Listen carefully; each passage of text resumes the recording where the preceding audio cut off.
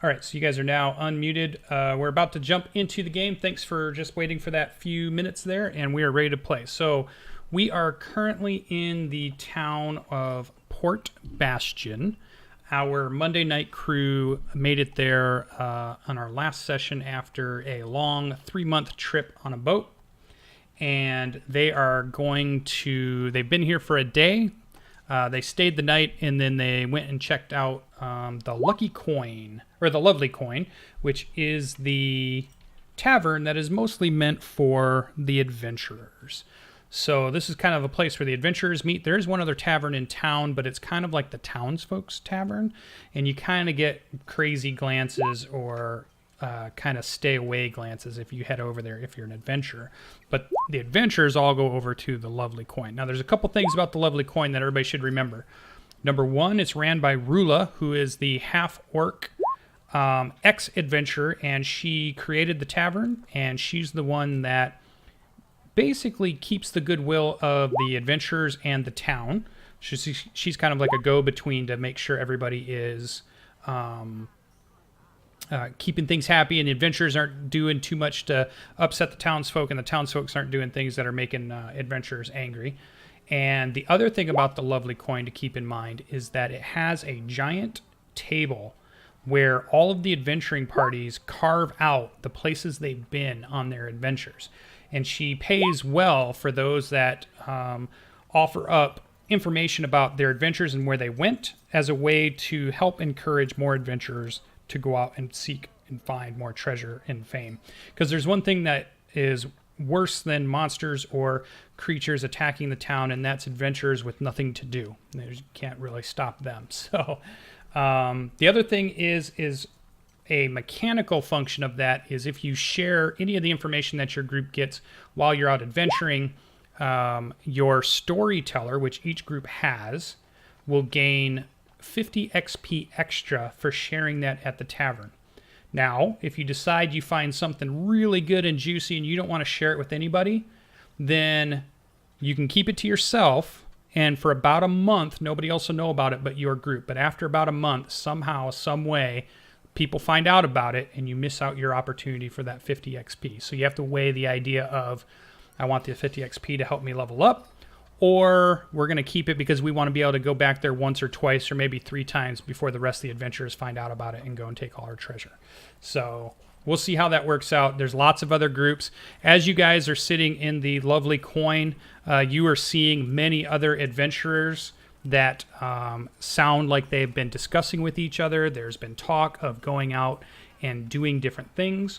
And it sounded like your group has had the discussion that they wanted to go to the orc camp. So that's where we're going to pick up tonight's session, is as you are about to leave town. So we'll just do a quick, it's in the morning. Is there anything that needs to be done in town before we head out the gates on your chosen expedition?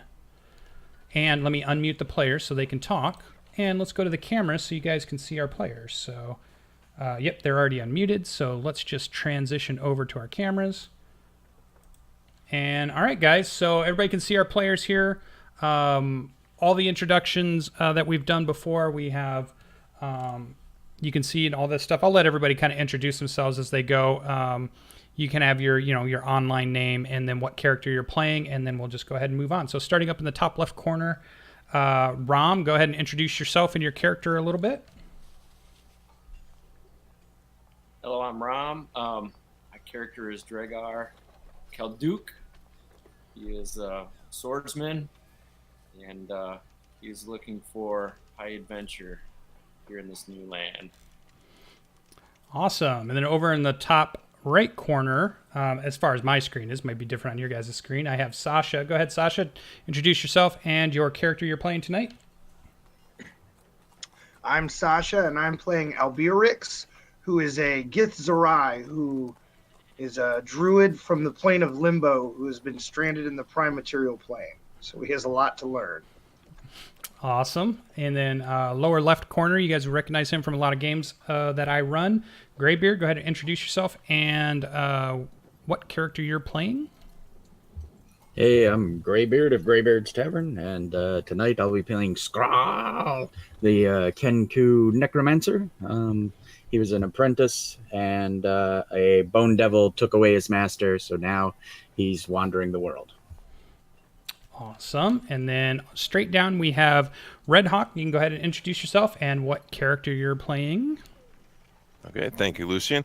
I'm Red Hawk, and I'm playing Sam Drellian Ragor, who is a dragonborn Tempest cleric, which should be a very interesting cleric or character for me to play for this adventure. Awesome. And then finally, down in the bottom right-hand corner, we have Logan. Logan, go ahead and introduce yourself and what character you're playing. Logan, I am playing the paladin of the party. He is a gentle giant of a furbolg, and he is currently without a deity of any sort, just his own convictions. Awesome. And so as most of you can see, hopefully I created some little player cards that you guys can see there in chat, and you can see a little bit of information about our players, which is pretty cool. And you can tell there's not a human among them, so they are definitely been referred to as the Monster Squad at this point. So it is an eclectic group of adventurers walking down the streets. You're passing the market district area, and let's go ahead and bring up our map while we're here. We'll show you Port Bastion. I'm going to switch back over to our main screen for just a second. There we go. So here's Port Bastion, and you guys are heading up to the northeast gate. You're passing through kind of the market area before you get there. Last chance for anything that you might need or want before heading out of town. Is everybody equipped with what they would like to have? Maybe a potion of healing? Ooh, do you have the money for that? If they're 50 gold pieces. Well, they are, yes, at, let me bring up the name here as I recall. Belshazzar's Emporium does sell healing potions. And if you go ahead and give me a persuasion roll, we will see how cheap it is today. First roll of the night. Ooh, not my strong point, but let's go for it. This is where he's thinking I should have sent the paladin to be my proxy. Yeah, so 18 is good. It is 50 gold pieces for a healing potion. So you may mark off the gold and go ahead and write it down. Awesome. Anything else for anybody else? Sam would also like a healing potion. Okay, yep, go ahead and we'll say you guys are all together, so it would be 50 gold for, you can go ahead and write it down. Going to be a run on healing potions. Okay. All right, we're all buying one. Up to you guys. We need rations. Yeah. Well, looking at the map, it was only a few days out. Everyone here should have at least 10 rations in their starter pack, correct? I'll not be eating that.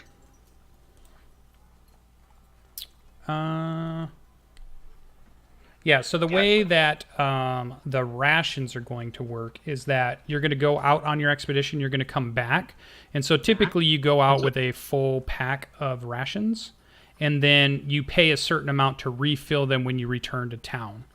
And what's going to modify that is skills and foraging and things like that while you're out there. So that could make that a less cost to refill back up to the top, or it might be more cost to refill back up to the top. So we don't have to worry about rations until we actually come back. The assumption is that you're full up, you go out on the expedition, and then you resupply when you get back. Just to keep things simple and moving quickly. In that case, I'll take a healing potion. Okay.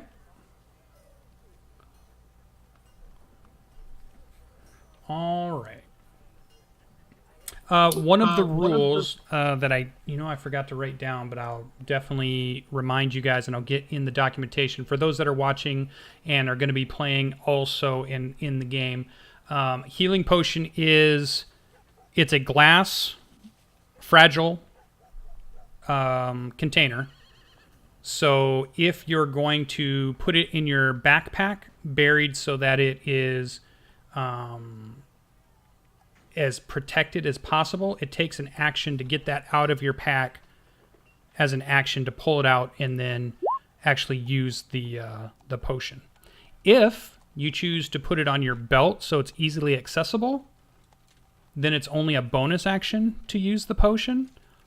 The danger is if a creature or something else hits you with a crit hit, it will break and destroy the potion. So there's a little risk reward there going on for you to decide. So if you're going to put your potion on your character sheet, be sure to mark where it is. Is it in your pack or is it on your belt? Mine's stowed away safely in the pack. Awesome. Yeah, pack for sure.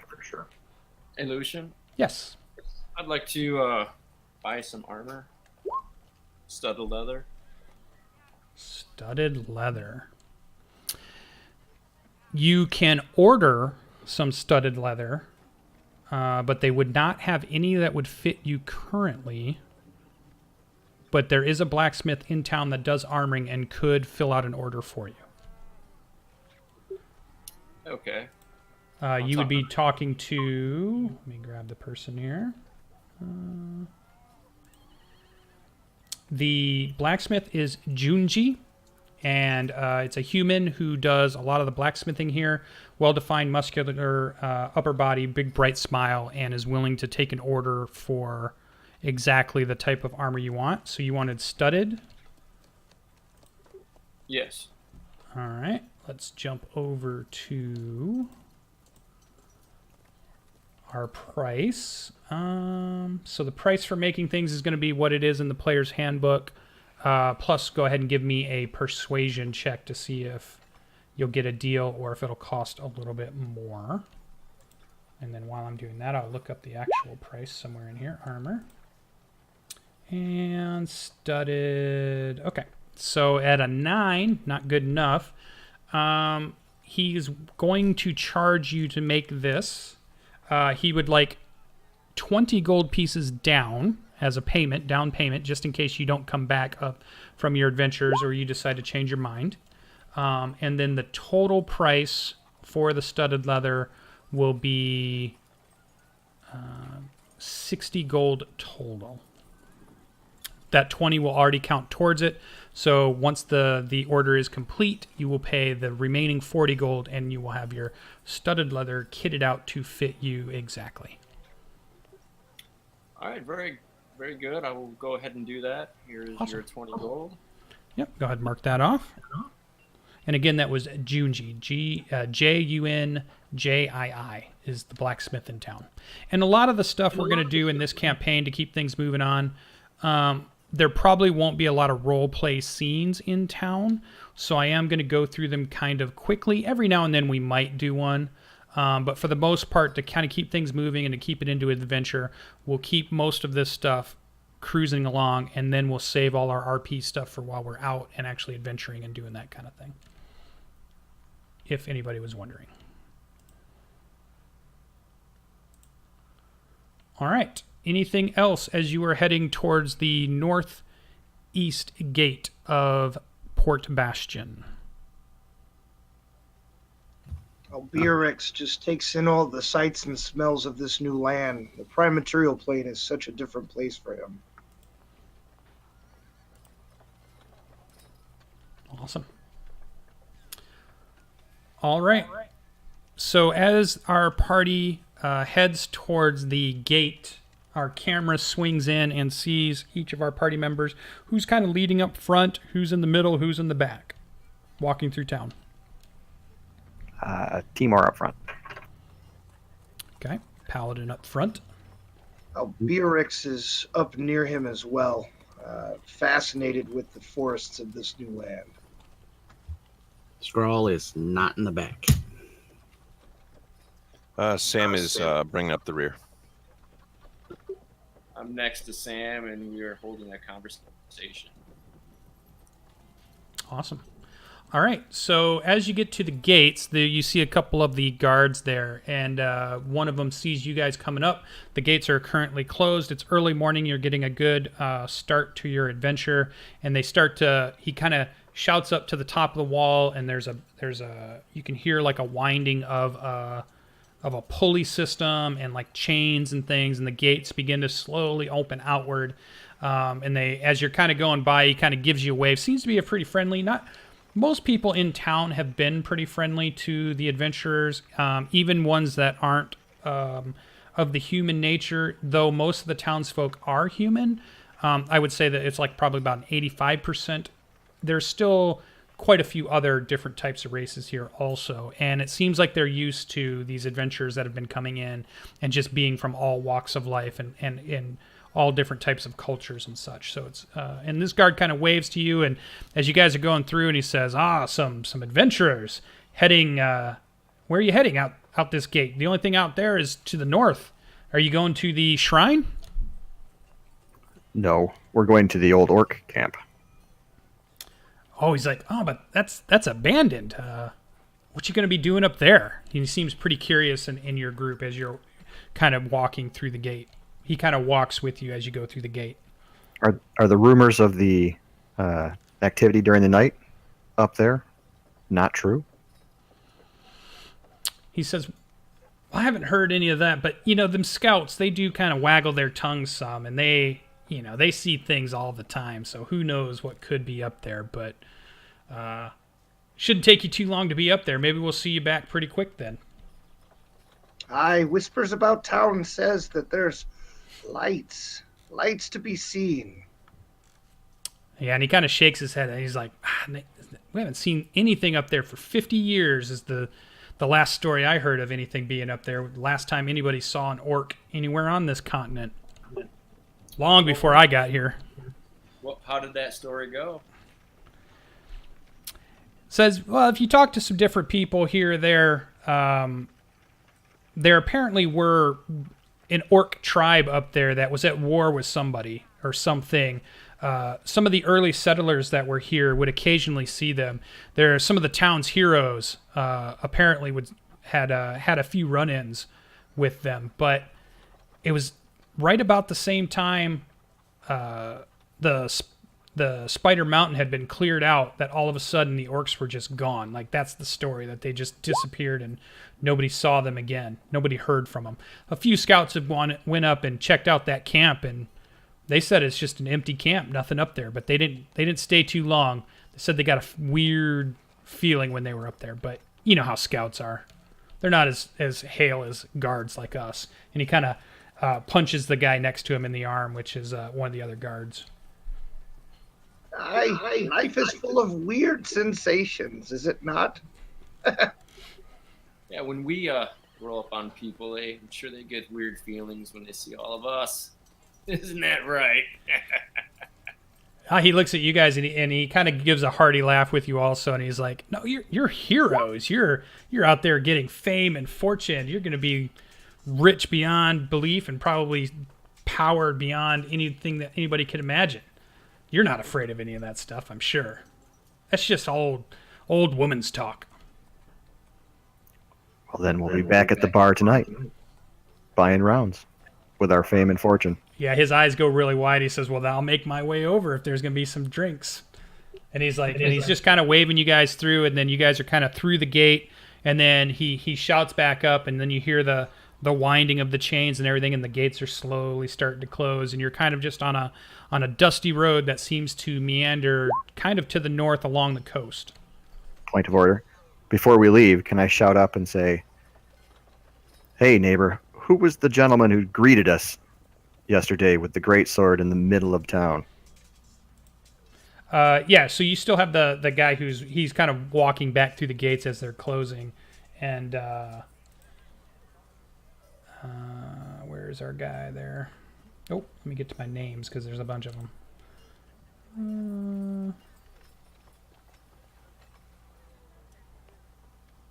He seemed to speak with some authority.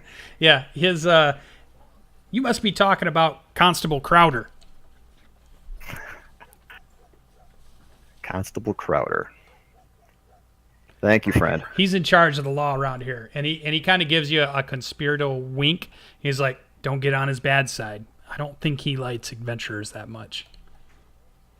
I'll look down on him and say, thanks for the advice. Yeah, and then the gates are just slowly closing as you finish talking to him and you catch up with your group. All right, so you guys are out on a lovely afternoon or morning as we get going here. Slowly in the background, the town sounds fade, and let us get to something that sounds pretty good.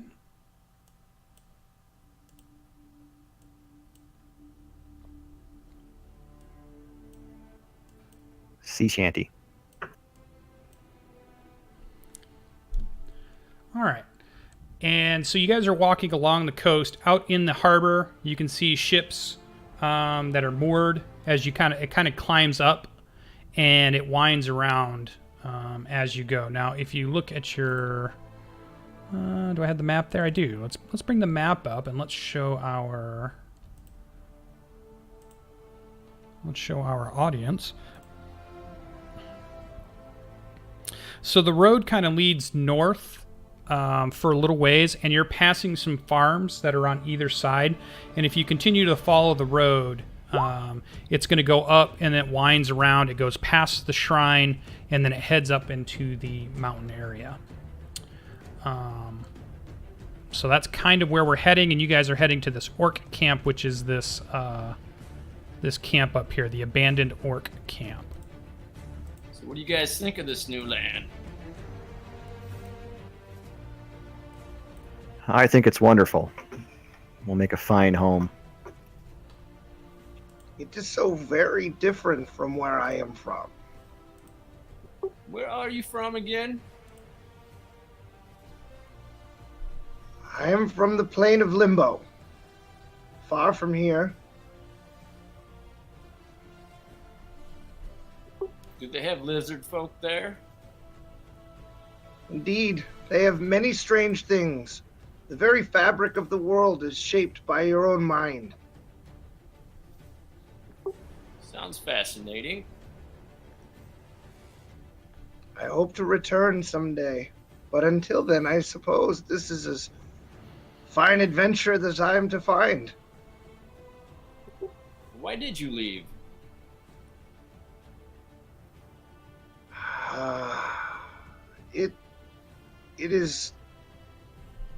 It is a thing. It's a very long tale. I'm not sure. I'm not sure I understand it all myself, but do you know what a plane is? That I can assure you, I do not. What is a plane? Perhaps we should have this talk at another time. There is much to understand, but there are worlds inside of worlds. And I am from one of them. And there's a great tree that stretches well into the sky. And from its branches, there were great pools of colored liquid. And if you touch them, they ripple. And if you touch them too much, you can fall into another world. That is what happened to me. I point to the nearest tree. Tree like that? Much bigger, friend.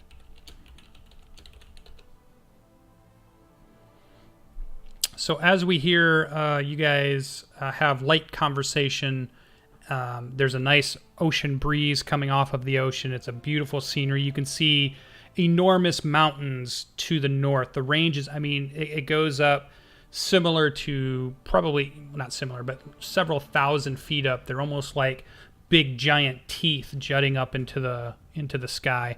And you can even see them down to the south. If you look straight south, there's even another just enormous mountain range that you're surrounded. And it's just this one little area that seems to kind of almost be like a valley that leads into these mountain ranges. To the north of town, you do see plenty of farm. You see plenty of farm children that are out running around and waving at you as you go by. Some take off in fear. You see farmers working hard throughout the morning. And the way we're going to deal with travel in our campaign is a couple of things. So every group that goes out and leaves Port Bastion, they're going to need somebody who is going to be the navigator, somebody who's going to be the forager, somebody who is going to be the scout as far as keeping an eye out for danger, and somebody is going to be someone who pays attention to the lands, looking for things that look odd or mysterious, or possibly keeping their eye out way off into the distance in case they might see something else that you might want to explore later on. So there's going to be these 4 different roles that we're going to do. So in your group, we'll start with the very first one for our travel, is our navigator. Now, a little bit different is normally you would be able to help each other and do all these things, and we might normally play out the travel. But for the West Marches game, I want to really keep the action to the place you're exploring versus all the other hexes that are in between. So who's going to be the navigator? You can only... you have 4 things that you need to decide amongst your group, and each one of those people are going to make a roll that's going to affect the rest of this adventure. And only one person can have one job, so you can't have one person do all the rolling or anything like that. So, no bonuses or anything. These are straight rolls based on the West Marches game itself, so it doesn't really matter, you know, who decides to do it. It's just who's going to roll the dice. So, who is going to be the navigator? Lucian, what does my connection to this land feel like? I know what it felt like before I left, but I don't know what it feels like now. Definitely like a foreign language is being spoken to you from the nature around you. So you can hear it. It is there, but you can't understand its language quite yet.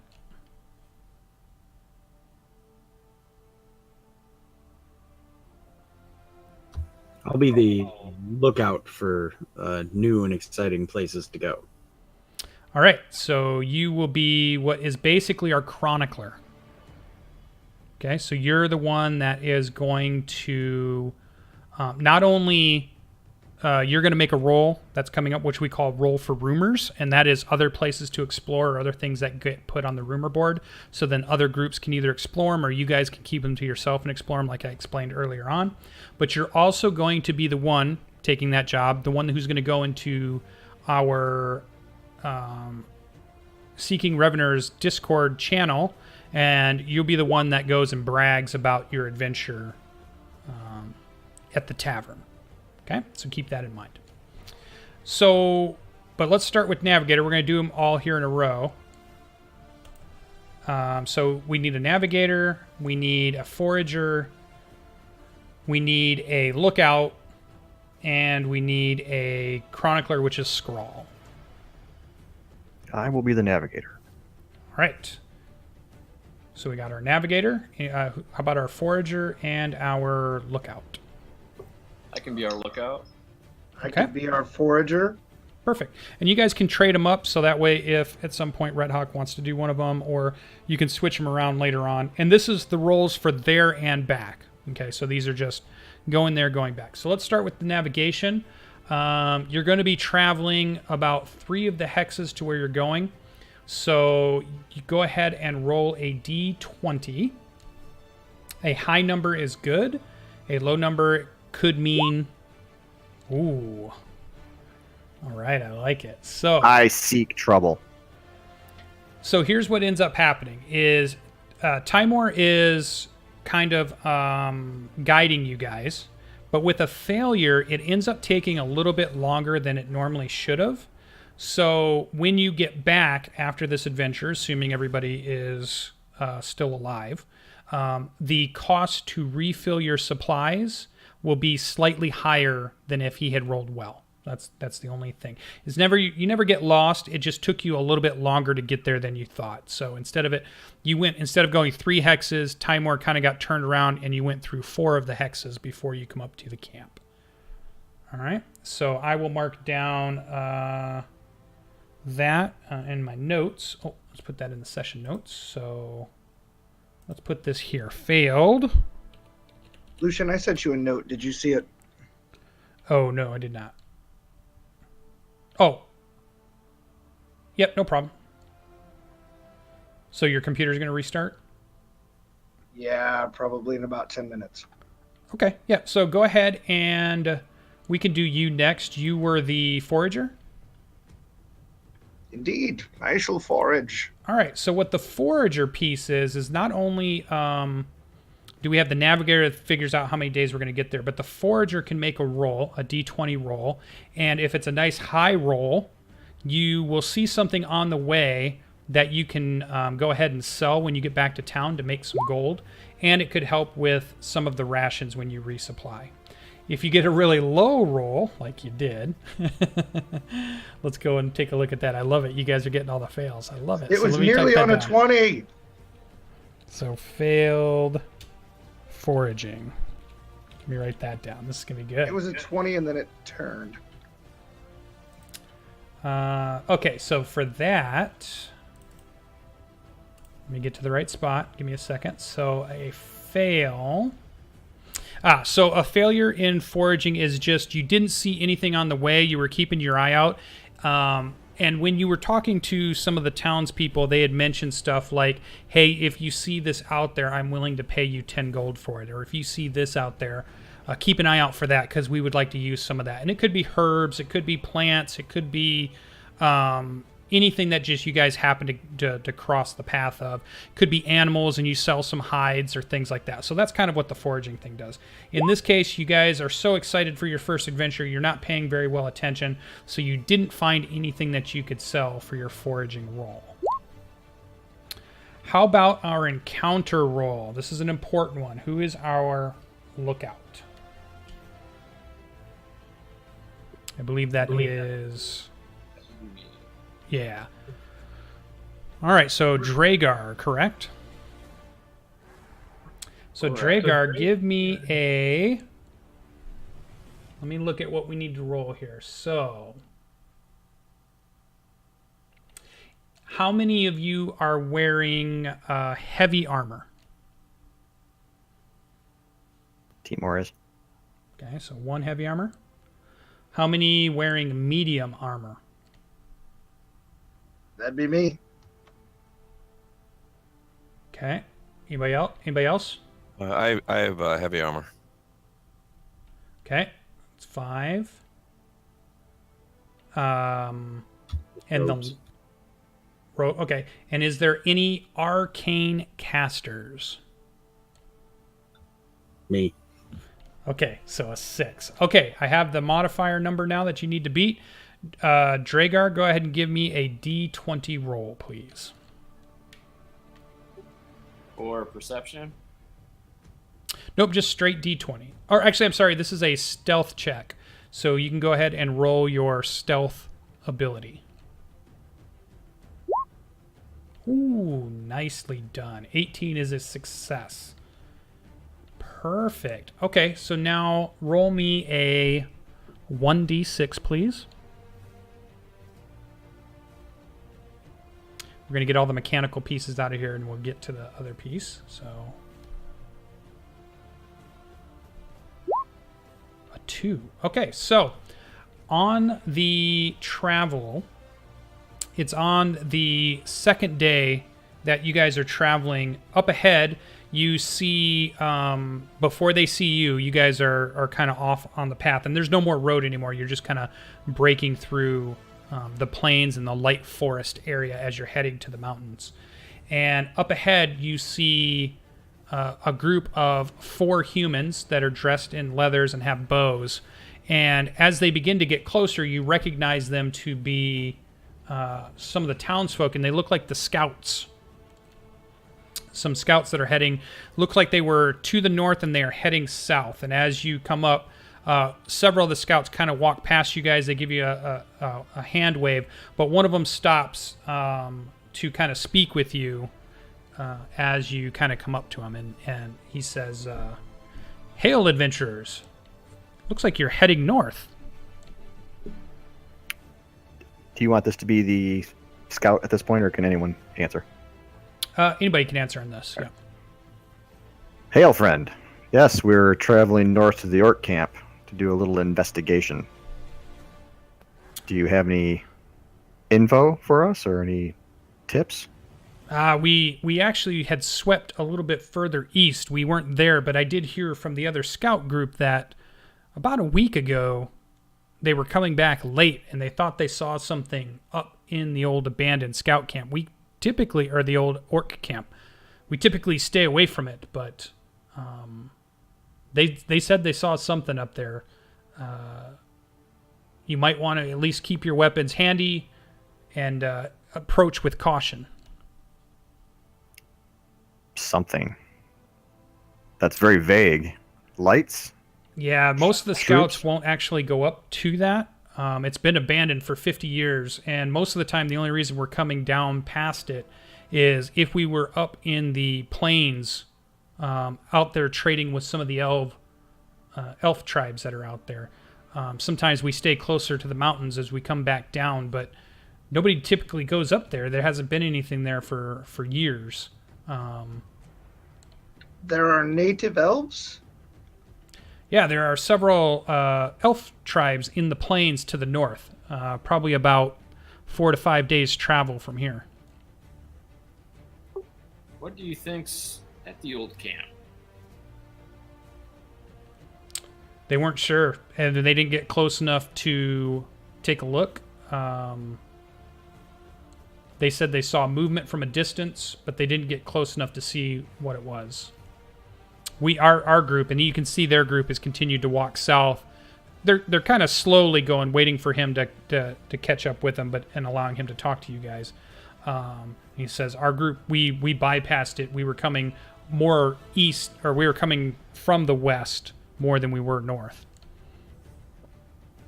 Are the elves friendly? They can be. We have some trade with them. The scouts will often speak with them and pass information. There's a little bit of trade, but they also are very protective of their land. So we've told most of our townsfolk that, and our merchants, they've got to be very careful in how they approach them, and that they are very respectful of their lands. They definitely are a people who revere those lands and don't like intruders or unwanted guests. Ah, yes, but they have yet to meet our birdmen, dragon friends. They shall love us. That they might. Indeed they will. Well, thank you, friend. Have a safe trip back to the city. And he says, and to you, safe travels, and hopefully we'll hear the stories in the taverns of your exploits. You could write him down now as a contact and an ally. He's somebody you can get information from in town. The really high roll gave you basically an asset to information gathering. So good job, Dragar. His name is just William, as he gives it to you, and you guys can use that when you're trying to dig up information about places you're going to go or places that you want to go or those kinds of things, or you might hear about rumors before other groups hear about rumors that don't have that asset. Thank you, William. Well met. Yeah, and he kind of gives you a wave, and they've got their bows out, arrows knocked, and they continue heading south towards back towards Port Bastion. All right, so we've got one final roll to make, and that is our rumor roll. This is our chronicler who is paying more attention about writing the story of his companions and this adventure than paying much attention to anything else, but always looking off in the distance for anything that might be interesting. All right, Scrawl, give us a roll for rumor. This is a perception check. Ah, okay. I was about to roll not that. Okay, here goes. Ooh, nicely done. Woo-woo. All right, so you're going to mark down in your notes that you think you might have seen a depression out in a little bit of the heavier woods, and to you that might indicate that there's something there besides more woods, and it's something that maybe you guys could check out later on. You can't see anything from here, but it'll be something that you mark in your notes, and then when I update the map after this adventure, your group will have something new marked on their map that they can decide maybe it's something they want to go check out, or maybe they can, they can brag about it in the tavern, and maybe some other group will go check it out. So I will be updating your map with that. So all right, so we had 2 successes, 2 fails, which is cool.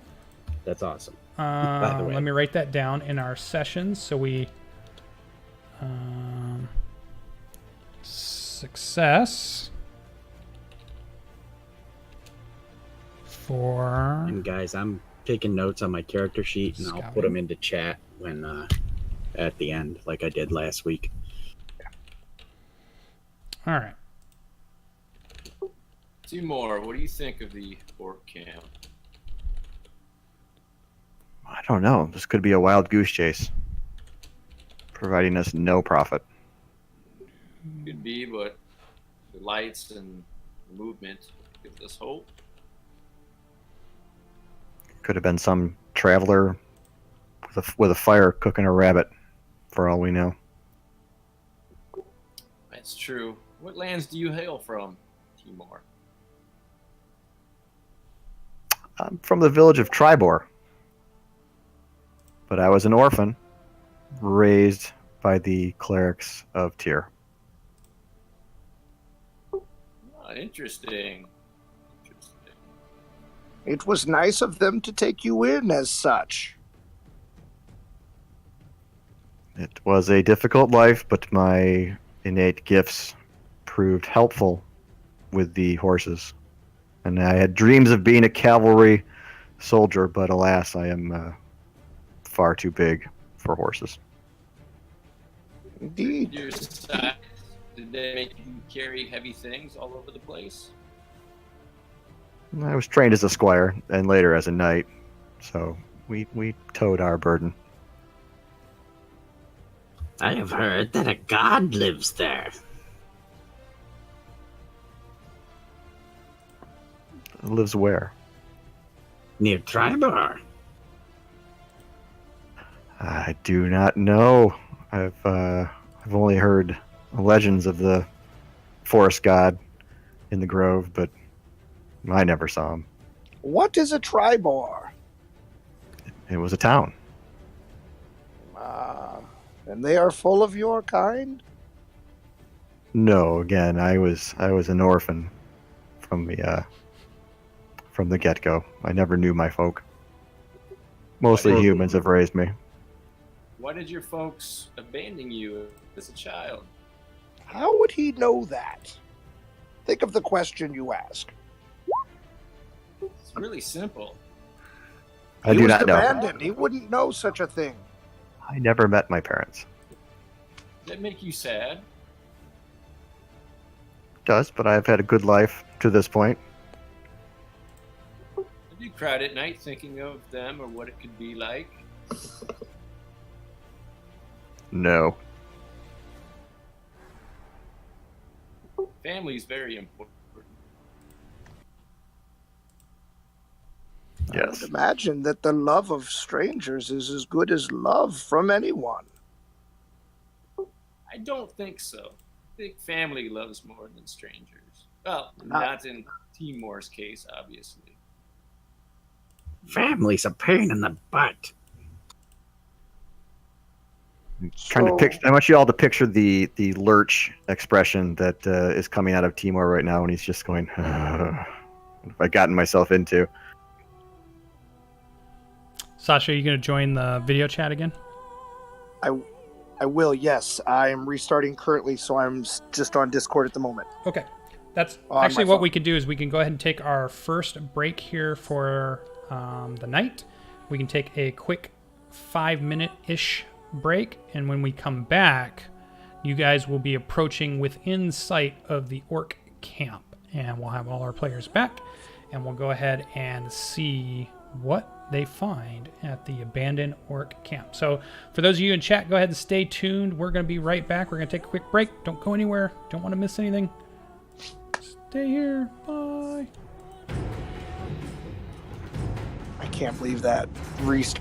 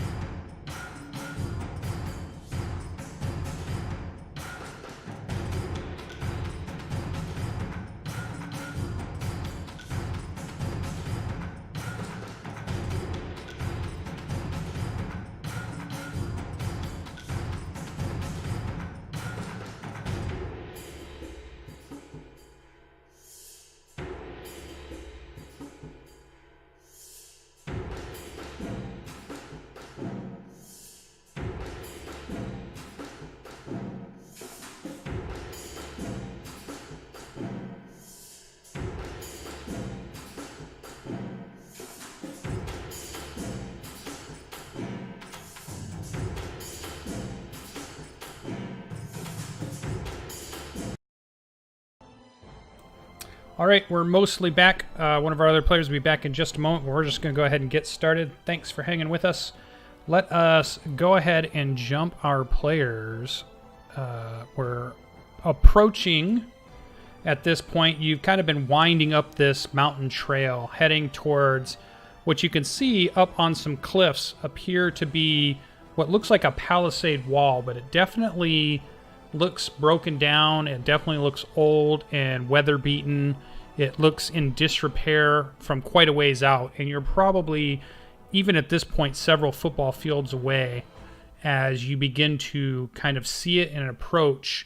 And it only looks like there's kind of a trail that leads up to it.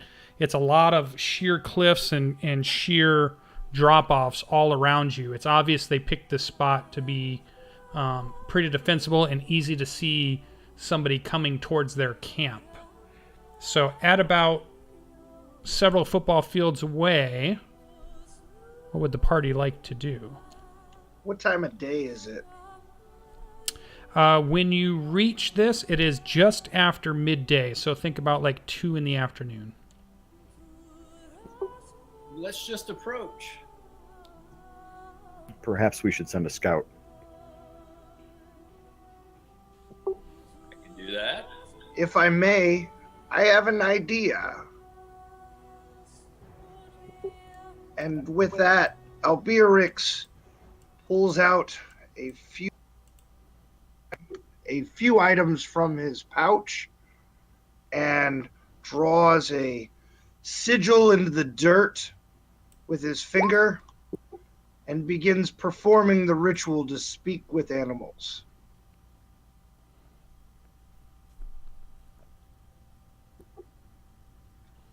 Okay, so as a ritual for 10 minutes, Albirix appears to be drawing things on the ground, using sticks and bones and rocks and such. So after about 10 minutes, what would you like to do? Once the power of the world around me has kind of seeped into me and my hearing adjusts to all the voices around me, I would like to listen as to the birds and the critters that are about. Are there many, or is it silent? It is silent, and you do not see any creatures. You don't see any birds. You don't see any mammals. You don't see anything around. You're up on like a rocky mountainside cliff face that kind of winds up, and you don't see anything out. It's awfully quiet. Is it unnaturally so? You're not from this land, so I wouldn't think you would have a natural inkling, but you could go ahead and try a perception check.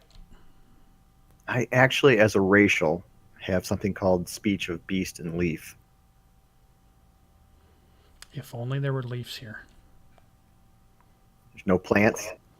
It's pretty barren. Do you have rock and sand speech? Because that's what you'll need. And, All right. and besides with that, they don't talk back. They just understand what you say. So I do. So perception, pretty Albirix good. lets out a few whistles of common bird calls that he has heard since being here.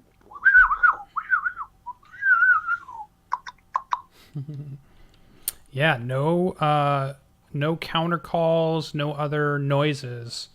You hear the wind blowing off the mountainside. You hear like the very faint hum of the ocean that's off to the east, off to your right-hand side. But it's far enough away that it's just almost like a very low buzzing noise. You hear the breathing and the moving and the shuffling of the feet and a little bit of feather movement where you think, oh, wait, maybe that's a bird, but you realize it's the Kenku behind you. It seems very quiet. It seems like there are no creatures around at the moment, or they're not making themselves known. And then for perception, let me do Timor here real quick. Perception-wise, Timor, you recognize that it is very quiet, and you probably recognize it's more quiet than it should be. It probably, at least something should be around, or some other noises, or at least a bird in the sky or a hawk hunting or something like that. But ever since you left the woods and you started climbing this mountain here, it has been very quiet. And you realize now, thinking back on it, that it got quiet the moment you started up the mountain trail. Say this is no wild goose chase, and I'll make sure I've got at least one of my javelins in hand. Albirix, would you like to try one more thing that don't work? Scrawl, if I've said something to offend you, I certainly didn't mean to. We're all good. Without a word, Albirix just heads up towards the cliff face. All right, so you guys cross what's basically another couple football fields, and you come to the front of definitely what looks like a palisade that maybe used to have a gate of some sort. Let me move you to the map. Let's go to the map. And let's show our wonderful audience. There we go. So I have you guys inside, but you were just approaching up from the south. It looks like there was probably a couple of gates, but it's all ashes and burned down, and it's not even like recent. Everything here looks old. The wooden palisade looks old and weathered and nearly broken, in disrepair. There doesn't seem to be much tracks, and as you come up closer to it and you start to peer in, you can see some tent-like structures that seem to be torn and ripped on the sides, though they still stand. It looks like there's dust and dirt and everything on it. It looks like something that's been here for a very long time and left undisturbed. But whatever happened here, you can definitely see that there's, rips and tears in a lot of the tent structure that you can see here at the bottom. And I'll let you guys begin to move how you want to, how your party would move in here. We don't have the move yet. Oh, yep. Let me move you over. There we go. I was letting our audience take a look.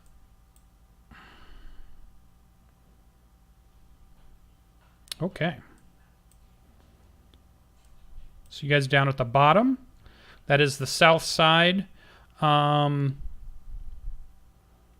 it seems eerily quiet as you are stepping into where it used to be a gate of some sort, but now it's just debris. Definitely some burned down. It looked like the gate had been burned down, but it's mostly it's just old burned wood, crumpled up, completely gone at this point. Here we are. I'm going to close my eyes and use my divine sense. See if I can feel anything. Ooh, put that in Out of chat place. so people can see it.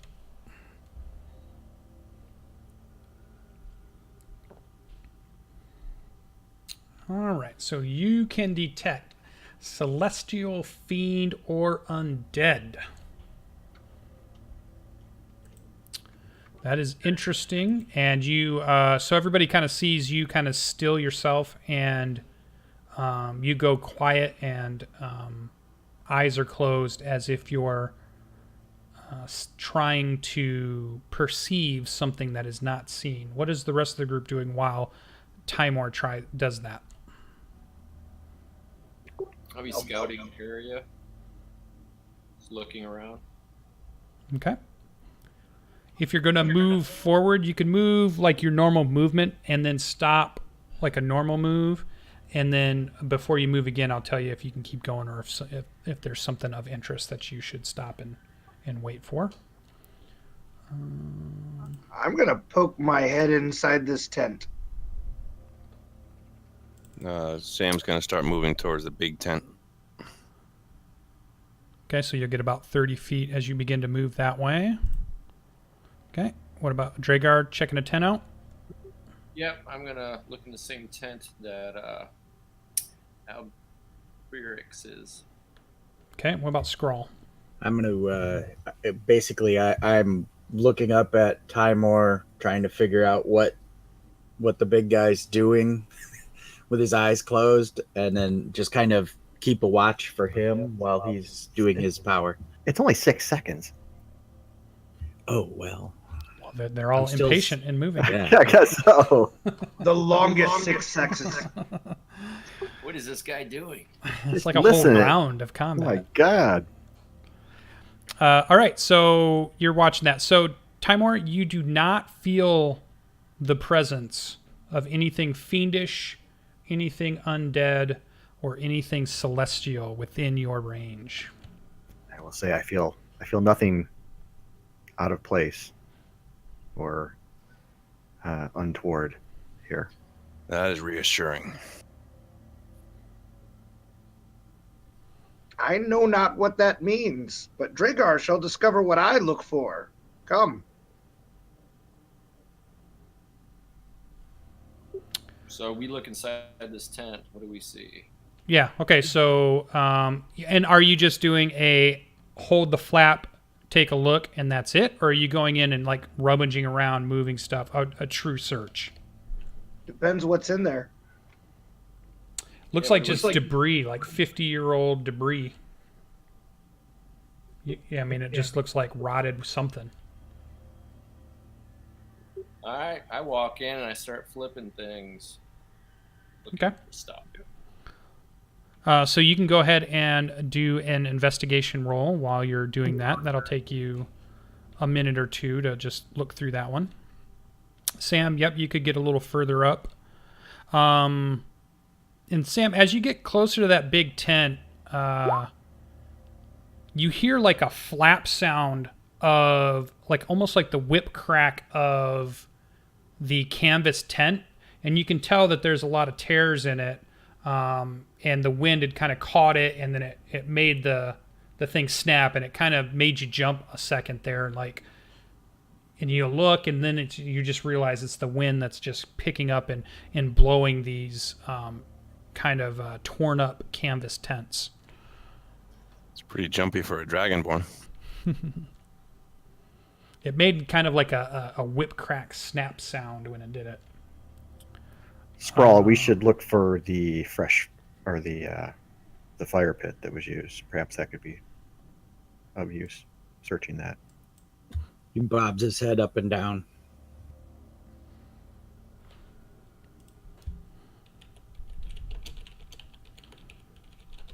So we're just looking for the fire pit.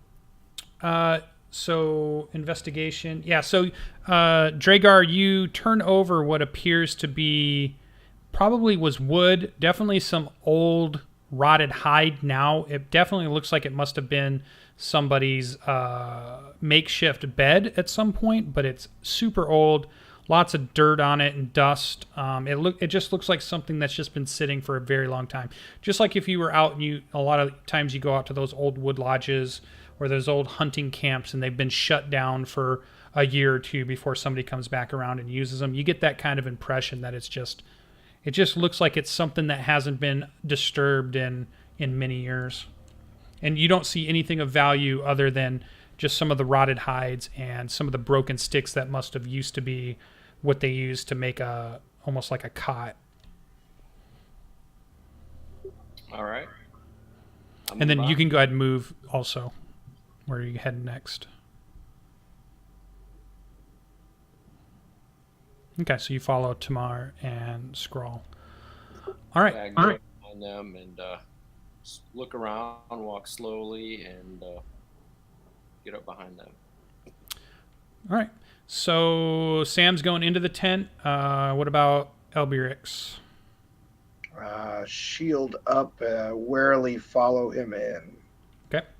Inside this pretty big tent, it's definitely dim light, though you can see the shafts of light that kind of come in from the sun above, but it's kind of definitely dim in here, hard to see a little bit. As you kind of begin to walk through, you're kicking up some dust here and there, and again, you see a bunch of debris around. Do you start to search through it or take a look to see closer what it is, or are you just looking to see? You don't see anybody in here. You see the whole thing moves with the wind, and you hear the snap crack of the canvas every now and then, and you see big tears all throughout it. All right, I'm going to sift carefully through some of the debris with the point of my sword, seeing if I can find any kind of clues or anything that looks suspicious or out of place. Yeah, this is a bigger tent, but if you spend at least 5-10 minutes really sifting through it, you'll have a good idea if there's anything here that's not seen or not. So, all right, so you guys are doing that. How about our other group over on the left-hand side?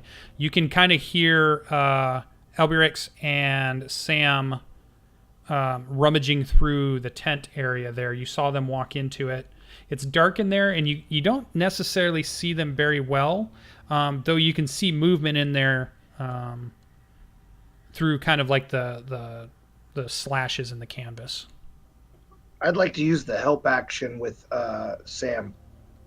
Okay. So we'll do that roll here in just a second. It's going to take a little bit, so we're going to let you guys do that. I think we're just gonna walk around. I mean, it's not that big a camp, and just try to find that fire pit. Okay. So you get up to the north part. You pass another rundown tent that looks like a kind of a lean-to, kind of 3-pole tent. Up towards the top, you see some round tents that are also badly damaged.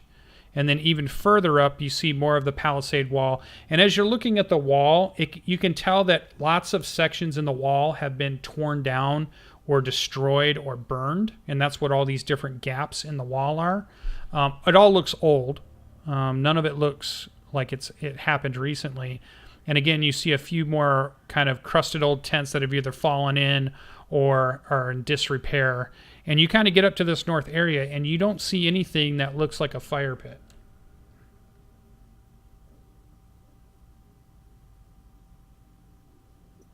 I don't see anything. Scrawl? What do you see? Skrull was looking at the palisade just to see if any of the logs were like removed and dragged away, and if not, he'll just shake his head like nothing. So you go and inspect the wall area. Which way are you going? Up towards the top. Yeah. Okay. So you head up there. So that's you still have plenty of time before those guys are searching the big tent. As you're looking around up here, you don't see anything that looks like it was dragged away. The gaps were obviously destroyed somehow. Some of them were hacked apart. Some of them you see smashed splinters of old palisade wall. Some of it looked like it was burned, but it all looks like it happened a very long time ago. Nothing fresh. Nothing recent. You don't even have the smell of a campfire as you're walking around. Timor, close your eyes again. Perhaps you'll see something or feel something. Yeah, I've moved 60 feet into the camp. I'll do it again and see if there's anything on the far edge. Yeah, you are not picking anything celestial, undead, or what was the other one? Infernal? Fiend. Fiend. No fiend. Nope. I'm gonna go look in. I'm sorry. I'm gonna go look in these tents over here. Okay. So let's get to our other group before you guys move too much more. Group down in the main tent. Go ahead and give me your roll, which would be investigation with advantage. If Alberix is helping Sam, then Sam gets to make the roll. So it's investigation with advantage.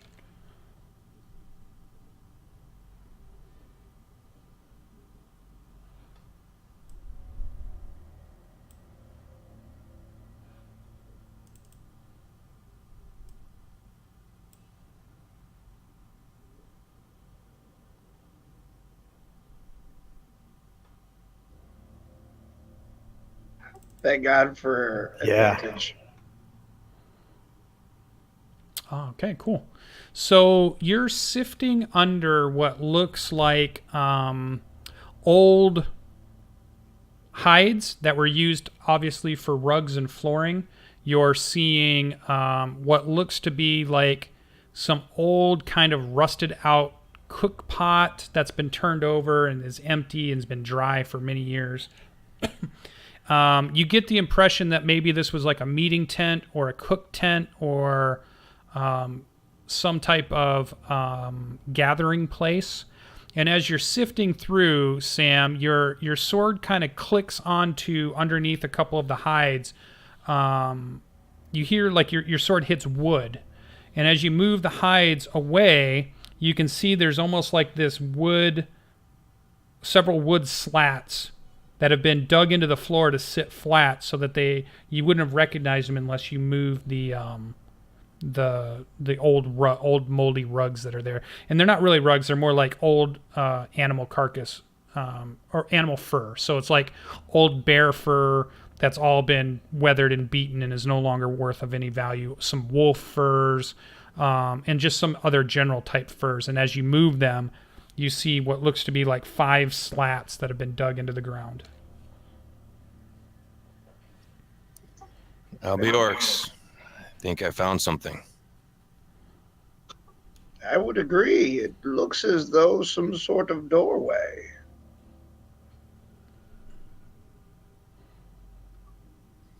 Let's pull Come, off. friends. It seems we have found something. So you kind of give a shout out. Help me pull off the debris and the old pelts, and maybe we can uncover what's under here. Aye, let's not be so hasty, friend. They shall be here soon. Yeah, it looks like it's 5 boards, 5 slats of wood that are probably about a foot wide, and they're probably about 3 foot long. And of the 5 of them, it doesn't, wouldn't be a very big opening, but there seems to be 5 of those slats kind of dug into the floor there. And they dug them down enough that they sit level with the dirt floor. Well, before Timor and Skrull, go ahead and go back where you were. As that's happening, Dragar, Timor, and Skrull, I would like you to give me a wisdom saving throw, please.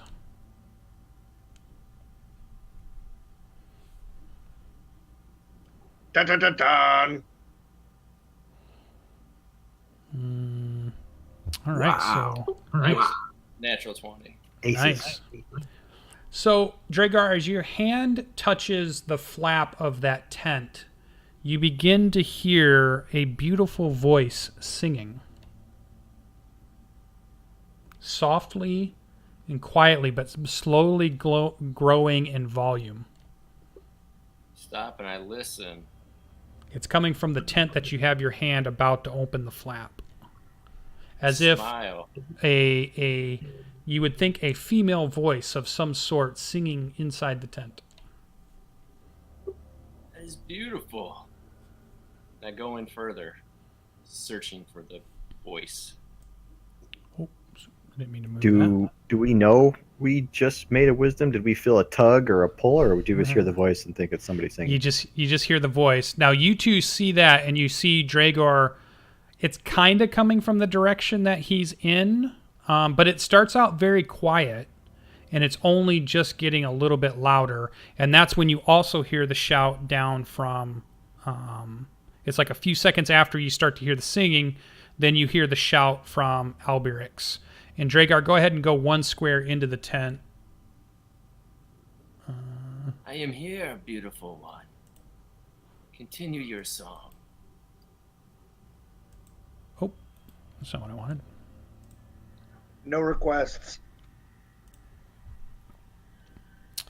So as you come into the tent, she sees you, and then you see her head kind of move to the side, and let me check something here. Oh yeah, common. Okay. So in common, she stops singing for a moment, and then she just kind of whispers to you, "Oh, my song did not ensnare you. That will not do." And she begins to move towards you. Everybody select your tokens and roll initiative, please. What does he see?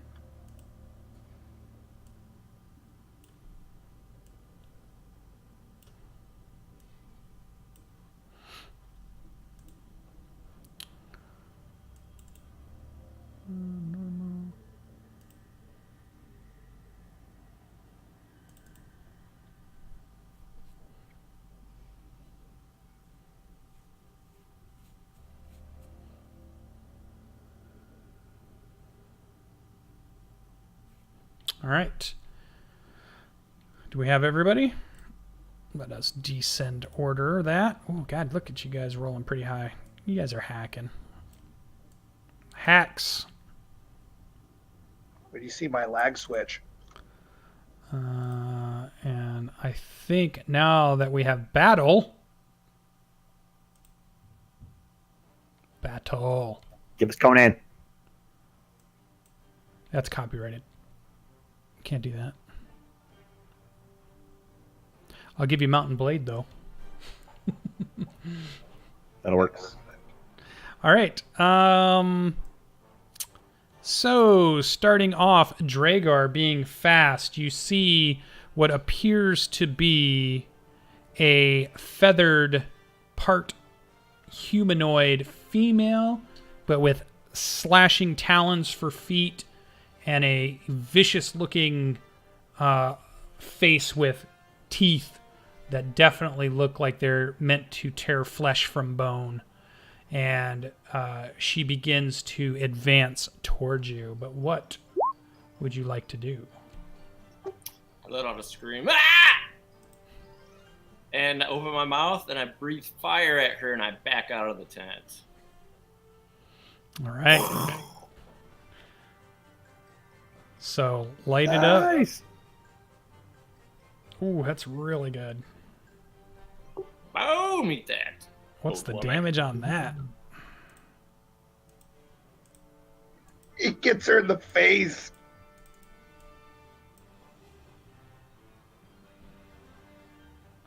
I don't think you get sneak attack. No, I don't. I'm trying to figure that out. Yeah, but you probably get, is it a 2d6 roll? Yeah, I'll probably get to do that twice, right? For the breath fire, yeah, I believe so. Because, well, it's a cone though, right? So do you even have to roll for the cone?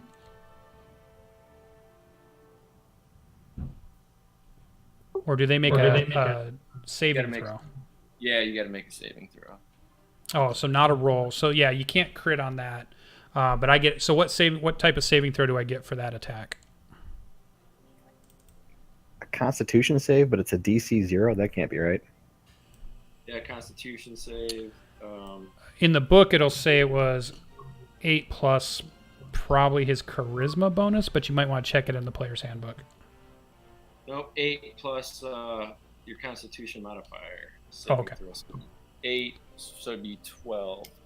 Okay, so she needs to make a Constitution saving throw. All right, here we go. Misses, so she will take the full breath weapon damage. It won't be doubled, but go ahead and... What is the normal roll? Is it a 2d6 for the normal roll, or...? Yeah, 2d6. I'm going to re-roll that. Nope, that's good. So there's an 8 and a 6, so 14? Yes. All right. Why is Nope, my creature actually, not working? 2 and a 6, that would have been 4. I'm sorry, it would have been 6 points of damage. One roll is a 4, one roll is an 8, was a 2. Okay. Let me fix my token here a second. Then I'm going to back out of the tent, and I'm hoping I had started that tent on fire.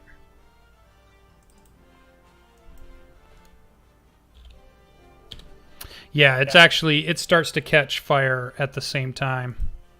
And she kind of is like, you caught a full face, and it looked like you definitely burned feathers, and you definitely burned part of the body, and she threw her wing up to try to cover her face and chest area as your fire. Now you were within 5 feet, so moving out of range would give her a attack of opportunity if you're going to move. You still want to do that? Yeah, I do. Okay. So here is a claw attack as she tries to... Actually, she has a club in one hand, and she's going to try to hit you with a club as you back away. Nope, only rolls an 8, so you're able to dodge right out of the way. She can't quite see you through the breath weapon fire. What color is your fire? Go ahead and describe this. This is the first time we get to see your breath weapon, so tell us what it looks like and how it all works. All right, my breath weapon is fire. It is a golden fire. And when it engulfs her, she can see nothing. And that's it. Awesome. All right. That brings us to Scrawl. You see a tent get lit on fire. You heard the screech of Dragar. What do you do? So Dragar backed up, and all I see is a tent on fire. Yeah. Well, and you could tell he breathed fire on it. Like you saw him breathing fire on the tent. I'm going to hold my action. When I see an enemy, I'm going to, for whom the bell tolls. Okay, so you begin to cast, waiting for to see that thing to let your spell release. Sounds good. Alberix, you're down south. You don't know what's going on.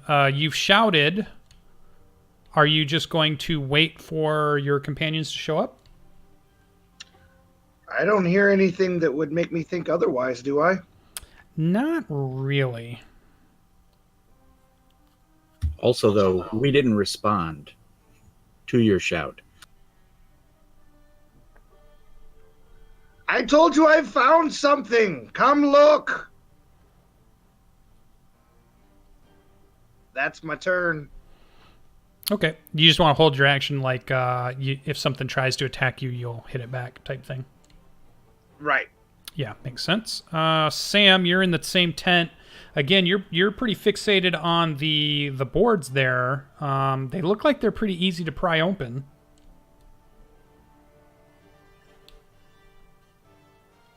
Albiorix, did you call for the others? Are you deaf? Did you not hear me? Of course I did.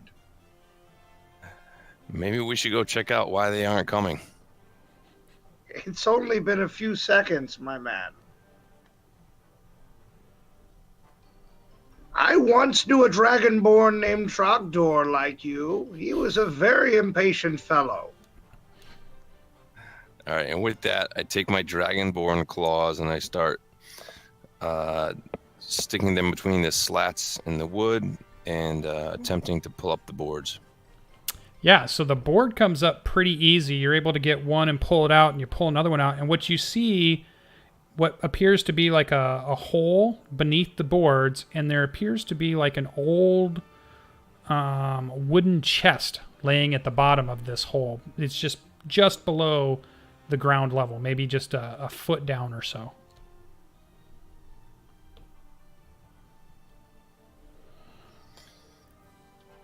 Albie, there's a chest down here. Take a look. Aye, bring it up. I'd be glad to look. So so we'll say you're pulling the boards up. You're getting a few more of them out of the way so you can pull this chest up, and then you kind of got your hands on it, and then we'll come back around to you. Timor, you were up. Right. You see a tent on fire for sure, and you heard the voice. I didn't see her at all. No, you don't see her at all at the moment. Unfortunately, I rolled low. All right. I will ready my javelin to throw the moment I see whatever the heck just chased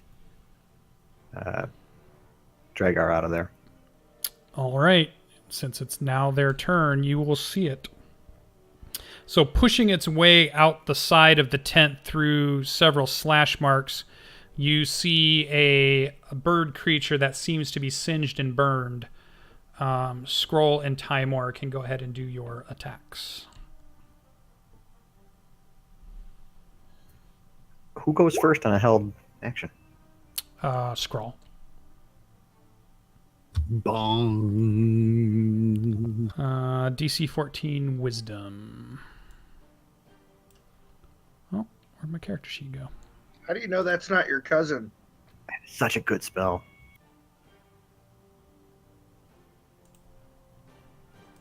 Oh, I just couldn't see it. All right, back to where we were. Wisdom save. Here we go. Nope, misses. So it takes 8 damage. Yep. All right.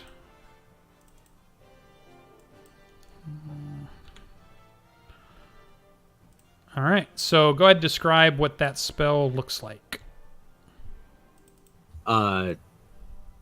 Scrawl points a finger, and then a ghostly shell of a bell appears around them, and it sort of shakes, and they hear this like Liberty Bell type bell around them, and then it's they know in their heart of hearts that their time is up, and hence necrotic energy sort of like wrinkles through their flesh and causes it to age and rot. Awesome. All right. Though she is damaged extremely from not only charred skin and the fire on the wings part of her, this magical energy obviously has turned many parts of her body into this decrepit, dying skin.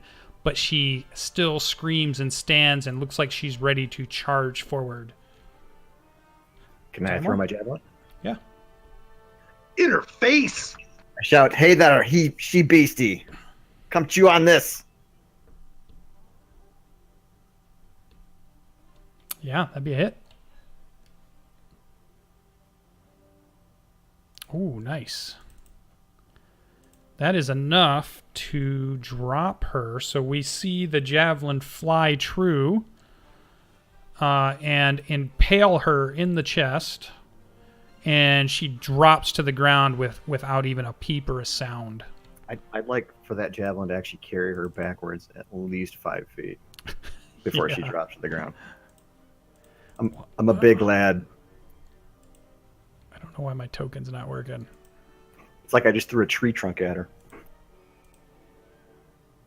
That one's working. Nice shot, Timor. All right, so she's dead even though I can't mark her dead. For some reason, that token's not working. 'Twas a group effort. Are there more? So I need everybody to make a wisdom saving throw, please. And this includes the two down at the bigger tent as we hear a song being sung.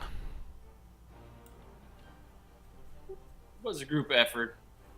The massive amount of that spear. Wow. 14. All right, so Elberix, your head goes a little groggy for just a second. There's a loud singing voice, female. It's a beautiful voice, and you can tell that it's coming from the north of you, outside of the tent somewhere. Dragar, this beautiful voice Lucian? is the yes. Is it a charm, enchantment charm, or mind affecting spell?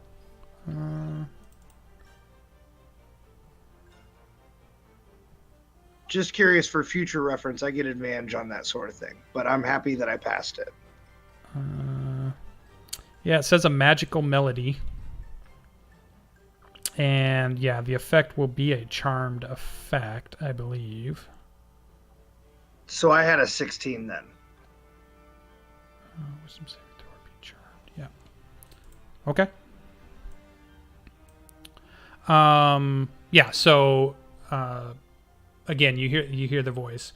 Dragor, you hear this voice, and it's the most beautiful voice you've ever seen or ever heard, and you have this compulsion to get near it, to get closer, so that you can hear the sound and hear the song even better. So on your turn, you are compelled to move towards it. Your mother's voice. Timor, you also hear the most beautiful song you've ever heard, and you feel this compulsion to move towards the sound of this song. Scrawl, you also feel the compulsion to hear this song, and it's the most beautiful song you've ever heard, and you feel like you want to get closer to hear it. Sam, you are fine. So Alberix and Sam, you hear the voice, but you don't feel anything that makes you want to go near it. And we're going to go ahead and put it on the board.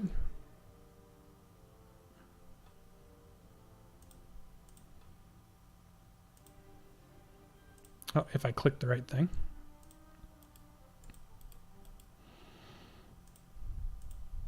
There we go. Yay. All right, so let's move out.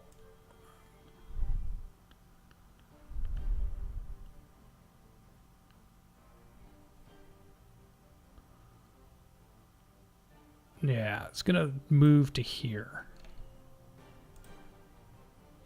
And the song continues to be sung. That brings us back to the top of the round. Dragor is up. So basically, yeah,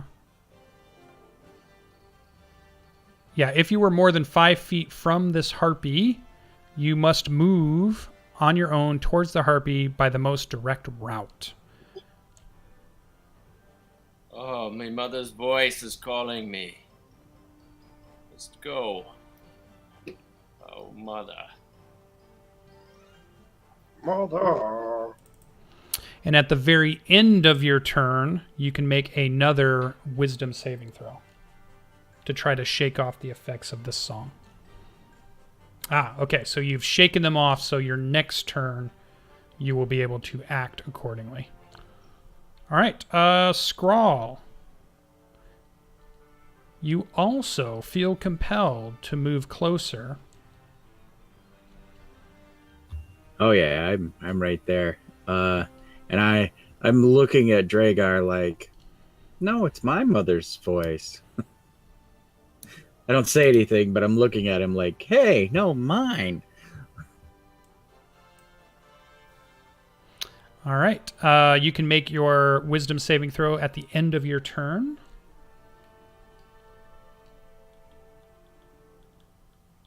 Yep, so you begin to shake off the effects at the very end of as you got really close. Alberix, you were up.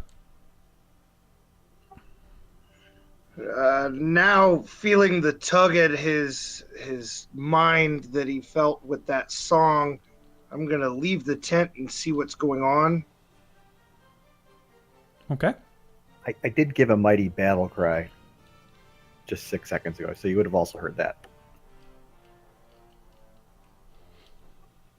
And once I come out here and see this winged she thing, he lashes his hand out, and the thorny whip laced with psychic energy lashes out to strike at her. Okay. Nice. Is a 19 hit? Yes. With 3 points of damage, it wraps around her arm and yanks her back 10 feet away from the two that have just come to her fell call. Do we get an attack of opportunity? That is a good question. You don't? don't. You Nope. don't. Oh, that's right, because Good he thought, pulled though. her. Yeah, no forced movement incurs an attack of Yeah. opportunity. Only vicious mockery. Yes, Or All right, dissonant whispers. My apology. that brings us to And- Sam. Oh, go. Sorry, were you done? With my bonus action, Albirix grabs his quarterstaff, and just his eyes flutter slightly as a greenish blue energy crackles out along the length of the shaft to form a barbed spearhead, not unlike a boar spear. All right, awesome. Shillelagh. All right, Sam is up. All right, hearing the commotion and the yells, and Albiorix rushing up, I follow him, but I'm a little bit further behind, so pretty much out of range of anything I can do. And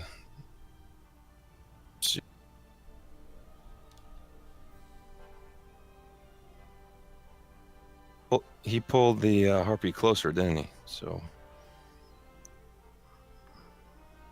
Yep, a little closer. all right, so he is in.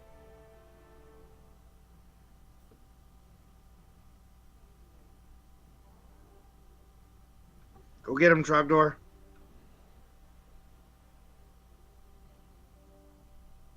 Trapdoor.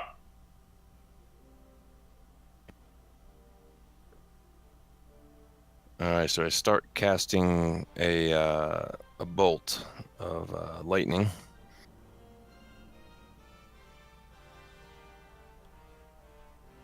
Yeah, 19 would hit.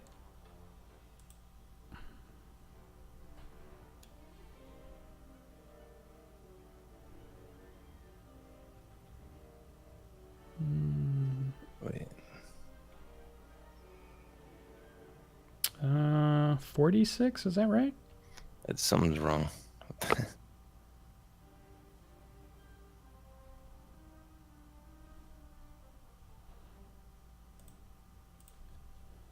46 plus 4 plus 3. I don't know. I just Oh yeah, it says it's a first level spell. That's why I was thinking it was a cantrip for some reason. So 46 radiant. So it should be just 46 then. Okay. So that would be just the first number, the 18. I don't know why it says the plus 4 plus 3. All right. Anything else? And that's it. All right. So that was Alberix. That was Sam. Timor has to move closer, and you can make your saving throw at the end of the turn again. No, you miss. So you are still enthralled. All right, Harpy turn. So we're going to go 5, 10, 15, 20. And Elbrix, having wounded her first, she decides to make some attacks on you. As a bonus action, she continues to sing, which keeps Timor enthralled. And here is a claw for Alberix. So 6 slashing to your hit points. And then as the claw hits, she kind of spins around and tries to swing her club at you at the same time. But I believe a 12 misses, correct?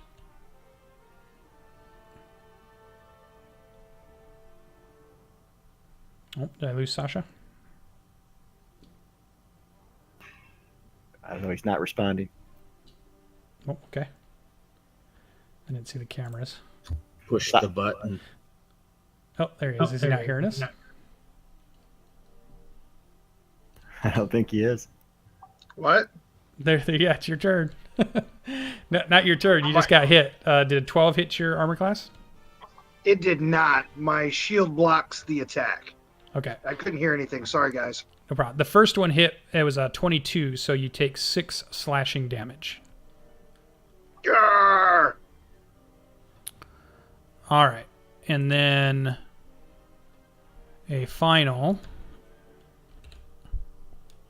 Harpy begins to sing the song. 5, 10, 15, 20, 25. Everybody on the field, make a wisdom saving throw. Double Timor, you secret? do not. All right. Dragar, enthralled. Scrawl, enthralled.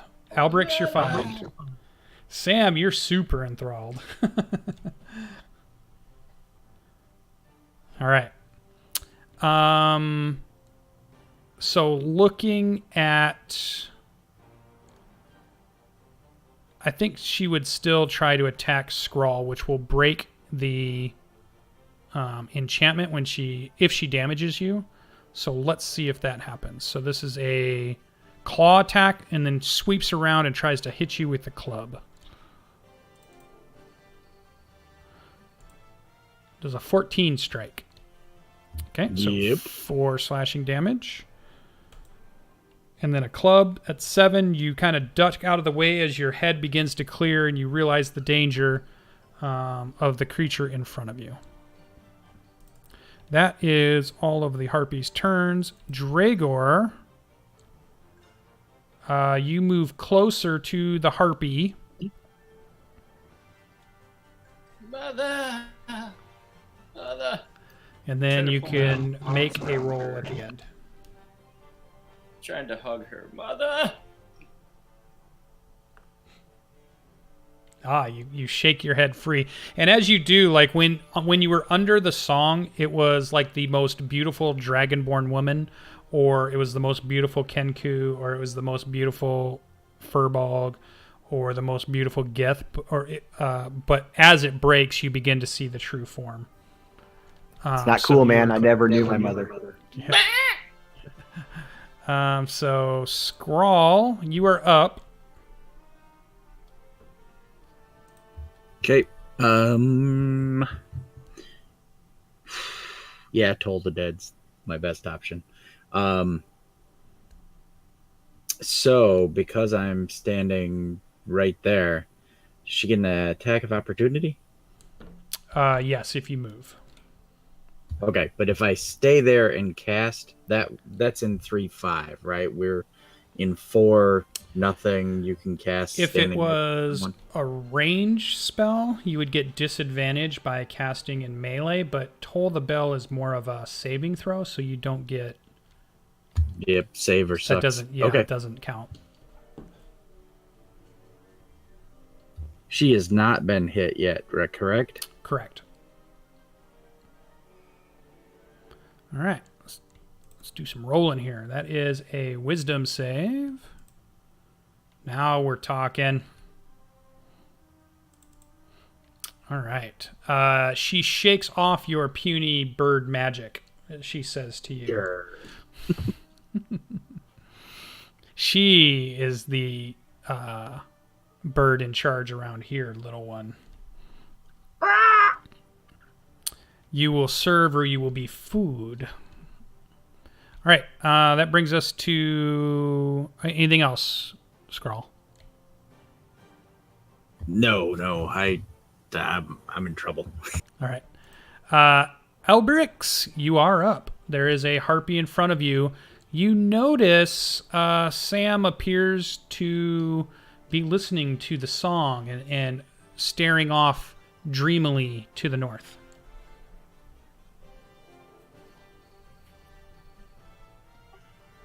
With that, Albirix shakes Sam physically by jostling him with his hand with his shield. That will take your action. Are you sure you would like to do that? Yes.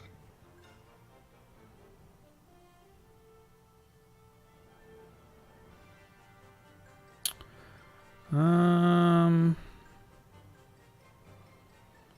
think he has to take damage to break the spell.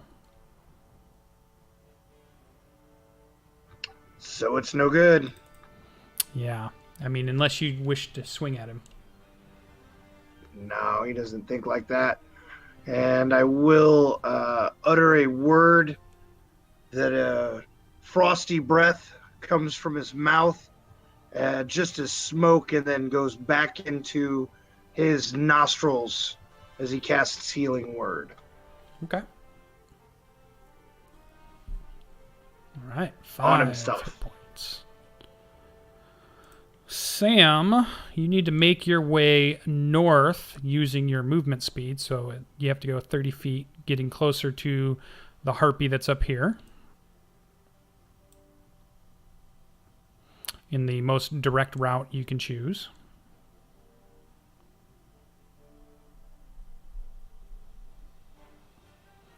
All right. And now, end of your turn, you can go ahead and make a saving throw to see if you can shake off the effects of the song.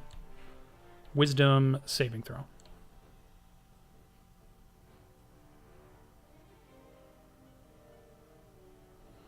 Oh, okay. So you are wanting to continue to get closer to hear this song better. Timor, you are up. I don't remember if you failed or not. I failed. I give Sam a high five on the way past, though. All right. So you surround the harpy, trying to get closer to hear this beautiful song. It's the one up here is the last song you guys are hearing now. It's the only one singing. The southern one is oh. Nope, so it's not the southern one? Nope, it's this north one.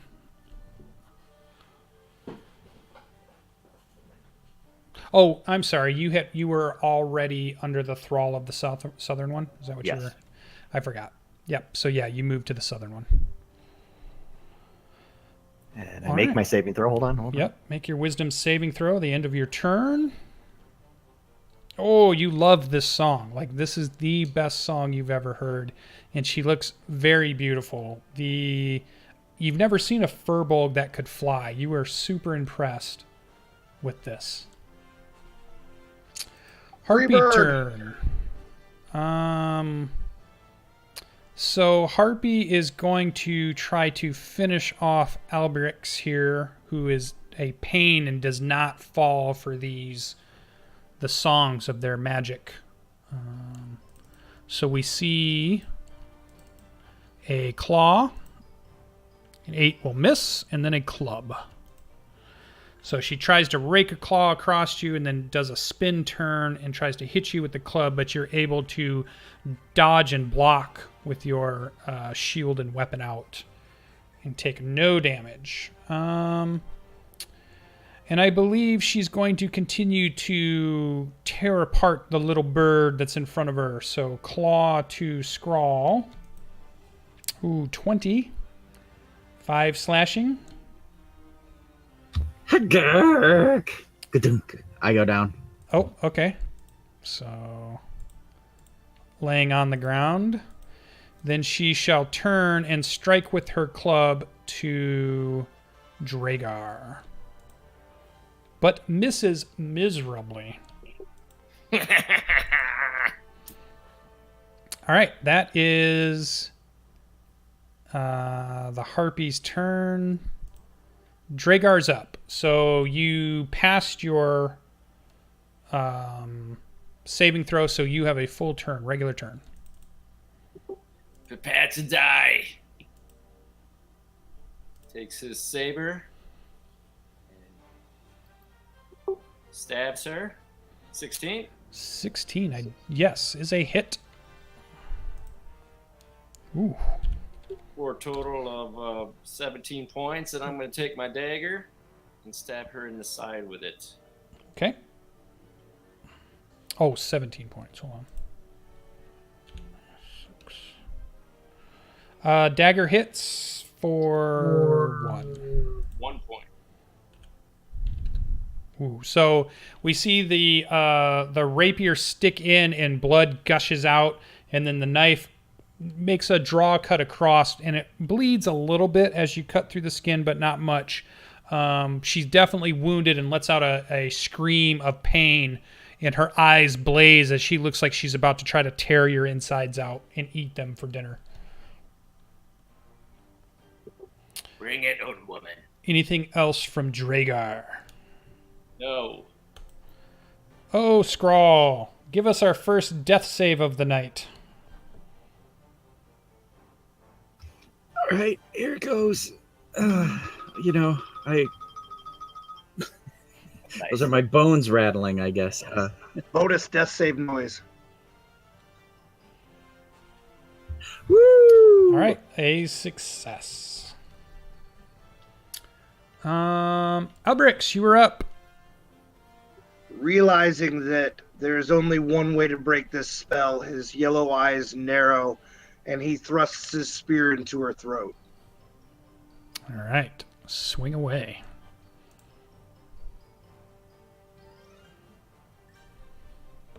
Yep, that is a hit. 7. 7 points of damage. Yeah, so we see the spear rip into her body. We see blood gush out from the wound. She definitely looks very wounded, but you think it's going to take another attack or two to put her down.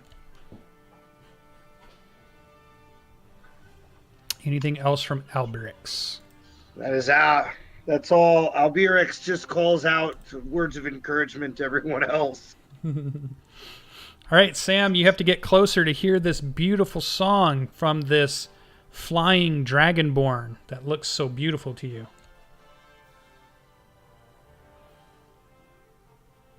And then once you're within 5 feet, you can go ahead and end your turn by making another wisdom saving throw. Your beauty is unmatched. Where have you come from, beautiful dragonborn lady?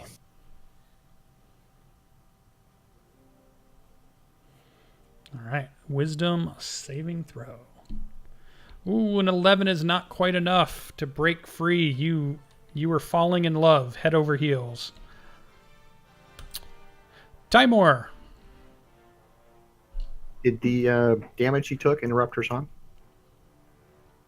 No, she uses a bonus action to continue the song. It's not a spell like a concentration spell. It just says a bonus action to continue it. 13, you shake off the effects. Your head has a splitting headache now from all of this enchantment magic that has enraptured you, and you now see it for what she is. You see the image as it turns to this bloody and wounded feathered humanoid with a snarling teeth and bedraggled, straggled hair, fighting Albrix for his life. I'm immediately concerned. Do I get a full action? A full turn? No, Making it's a at save? the end of your turn End of it. that All you right. make that check. Yeah. So, Albrix, I'm going to hit you one of these times. Claw first. 22 for 7 points of damage. And then a club. 16. I don't think that hits. Does not. All right. So that one is done.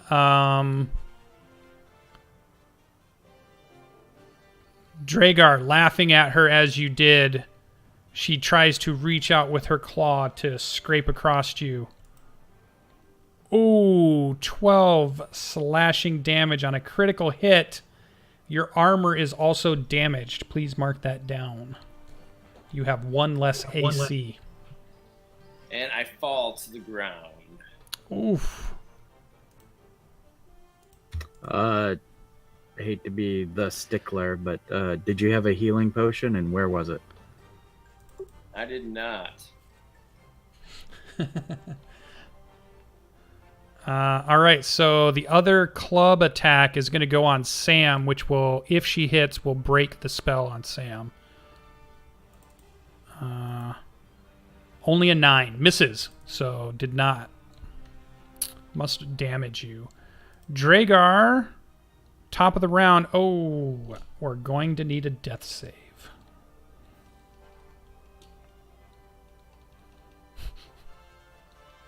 Success! Boom! Scrawl. We need a death save. Here goes everything. Come on, it's going to be a natural 20. You're going to get right back up. Oh, success. Woo! Whoop, whoop. That's 2. Alberix, 2 of your companions are down just past as you're dodging and ducking and weaving. You feel like Timor is not helping out at all, and Sam just left you to battle. You have your hands full, but you think this one is almost dead. What do you do? Come now, it's time to kill.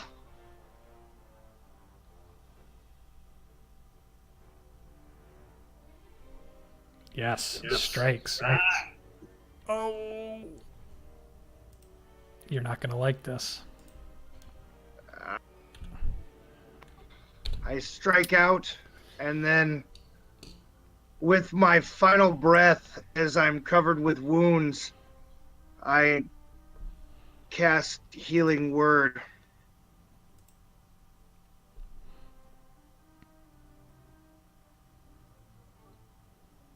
To get Dragar up. Boom! All right. 5 points. All right.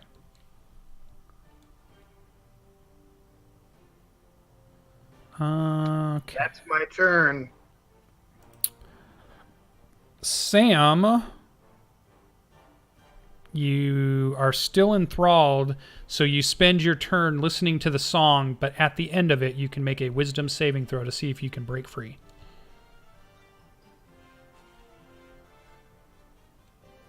Beautiful lady Dragonborn, come sail away with me.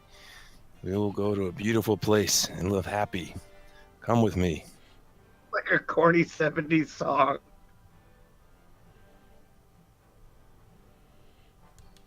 All right. Let's see the Saving clutch throw. roll.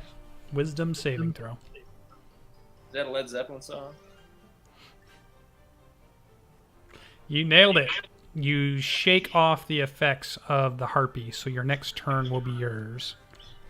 Nice. Timor. Didn't was it Peter Cross sang that song? Come to the land of the ice and snow. I interact with my sword, drawing Okay. it, and then I interact with her skull. All right. Swing away. 10 is not enough, Mr. Furbolg. They had a +6. I am forsaken. Anything else? You have movement or bonus action? Or ramen? If I move around her, do I take a? If you Attack of stay opportunity? within 5 feet, then no, you don't. As long as you stay within 5 feet with the movement. I try to impose my presence upon her in an intimidating fashion. Awesome. Because she is going to try to swipe this creature before her. And she says, "I've never seen one of you. You're trouble. You need to die. You and your kind." Claw attack on Elbrix. 17. Blocked with my shield. Okay. So you're using your spear with one hand then. Okay. Yep. All right. You're rolling the right damage for that? Yeah, it goes off of the shillelagh damage, which is 1d8 plus my wisdom modifier. Oh, that's right. It's actually the shillelagh piece. Gotcha. All right. Yeah, club misses also. All right. So Harpy at the top, realizing Sam has begun to shake his head and the song is wearing off, she stops singing and she's going to try to I'm going to give her a perception check. Dragar, give me a stealth with disadvantage. Her passive perception is a 10. So if you get with okay, perfect. She doesn't notice that you've come back woken up. She doesn't realize it, and she will attack Sam. So claw for Sam. Does a 15 hit? It does not. Okay. And then a club. How about a 17? It does not either. Okay. So 2 misses and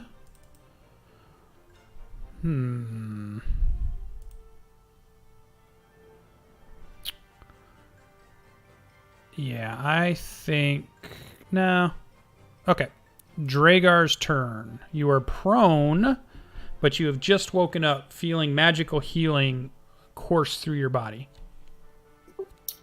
All right, I open my eyes and I take a breath.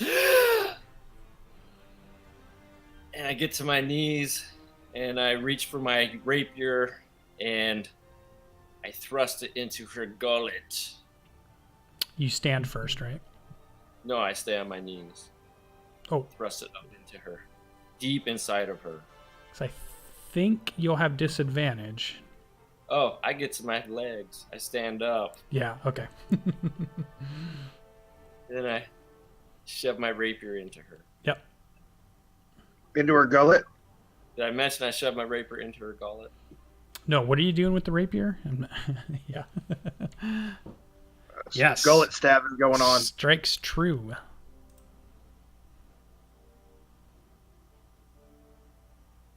So 15, and then I'm going to come around with my dagger and finish her off. Ooh, it probably will if you hit. Oh, it hits. What's the damage? Yes. 1, yes. You do not kill her. She holds on to a thread of life. Anything else, Dragar?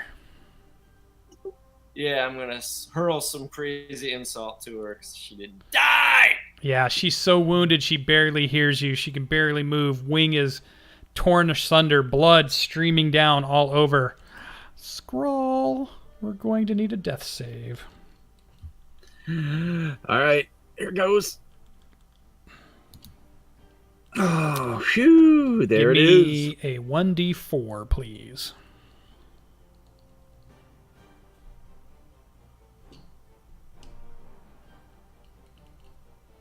In 1 hour, you shall awaken, as you are unconscious for now, but stabilized. Ooh.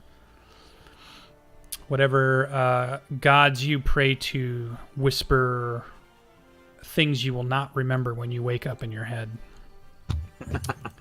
Alberix. Nice. You were up. Hanging on to his own thread of life, he strikes once more with his psychic spear. It's been working all night. Ooh, that's close. But it is enough. Yep, that would be hit. Can you do enough damage? As he surges forward, he shoves her with his spear and brings an overhand strike into her neck as the crackling energy bursts forth from her the other side, and ichor and all sorts of nasty harpy shit runs just down her chest, and she falls. Nicely done. As that happens, he now moves into a trot to head to the other one that still lives, calling out to Timur, "Come, friend, we have more killing to do."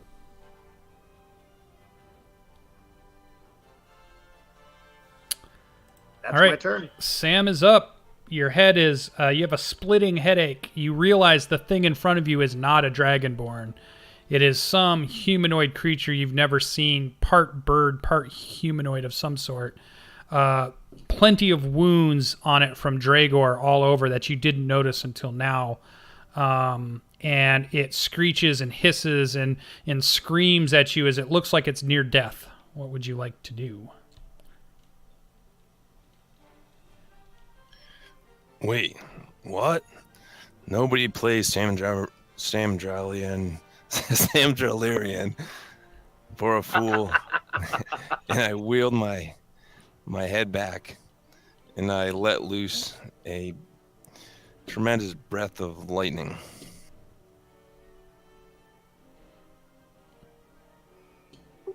Nice. All right.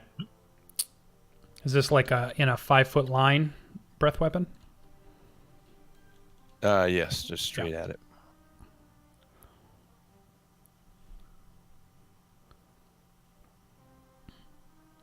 Because you are a copper dragon, is that right? Bronze. Bronze. Dragar, what one are you? I'm gold, my friend. A gold and a bronze dragonborn. So shiny.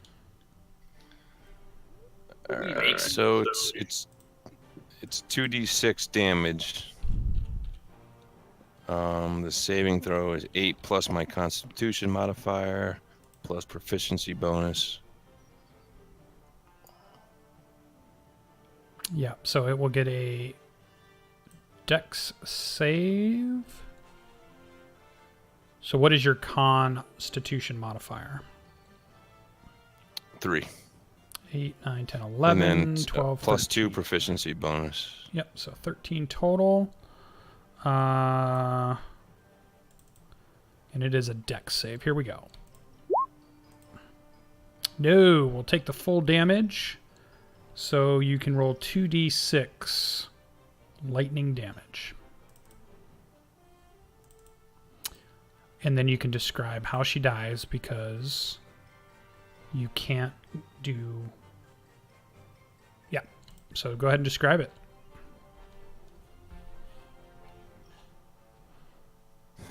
All right. As the breath of lightning comes out of Sam's mouth, singes right through her face and just leaves a hole where he thought the pretty Dragonborn's face was, and she just crumples over and falls to the ground with nothing but a hollowed out head, and feathers just kind of shoot up everywhere from her dropping. Awesome. And the camp grows quiet as that ends our combat. I'm going to move to Scrawl immediately and try to stabilize him. All right, I'm going to approach him too. Brother, let me hold your winged hand. Can you fix him? My magic is gone for now, but perhaps I can bind his wounds and wait. Timor will kneel down next to him and just place his hands on his poor little broken beak and give him back 3 hit points.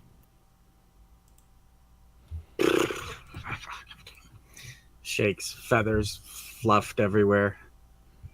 I'm back. Welcome back. Good to see you, brother. Thanks. All right, so it grows quiet within the camp. All you hear is the rustle of wind on the canvas tents. You can hear the snapple and crackling and popping of one of the tents that's on fire. As Skrull lifts himself up off the ground. Albirix sits where he stands, for his wounds are many and his strength is ebbed. If you're right there, I can reach over and I'll give you 2.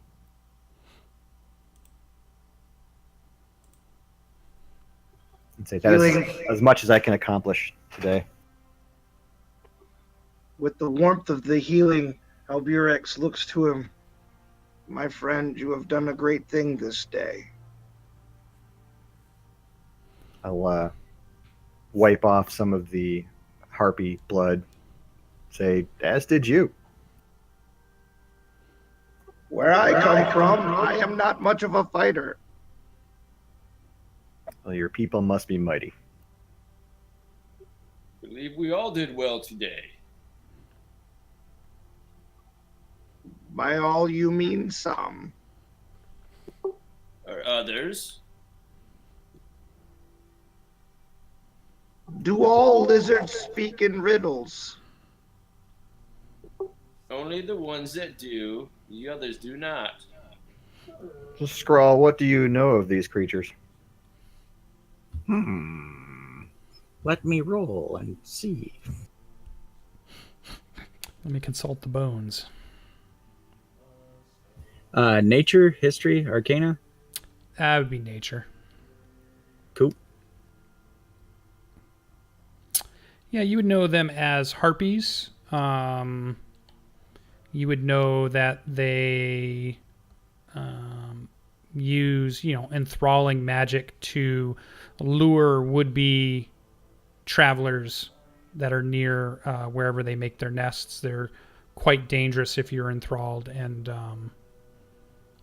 pretty dangerous kind of creature. I impart that knowledge, and then I draw a long, butcher's knife from its sheath on my side, and I start walking towards the first carcass, and I get to work. What are you doing? We have to eat. Wings and legs. Mm-hmm. You would eat your own kind. I just look back at him with my jet black eyes and just stare at him for a minute. Like, way uncomfortable long time. And then turn back and just start butchering them. Yeah, the mental message is, I would eat you. Exactly. Awkward. Uh-oh. Well, if they've been falling on unwary travelers, then perhaps their nests are nearby. We have found something in the tent, and perhaps we could find solace in there. Show us. What have you found? With that, Albirix uses his staff to get himself up and moves towards the tent.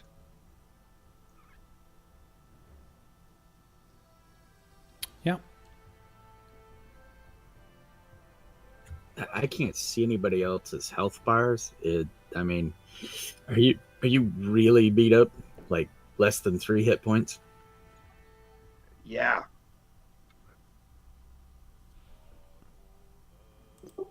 Yeah, I have 5. Albirix has many wounds that show from beneath his armor and around the edges of the cloth. If you're all going into that large tent, Timur is going to stand outside and keep guard. Keep an eye out.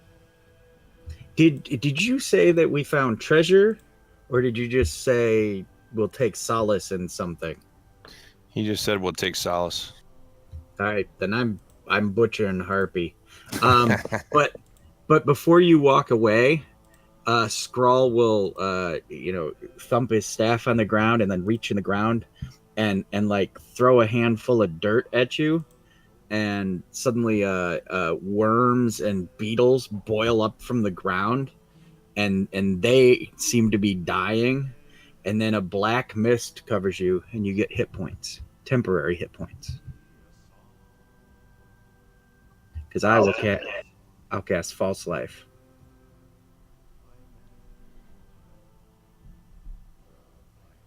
Oh, that should have cast it.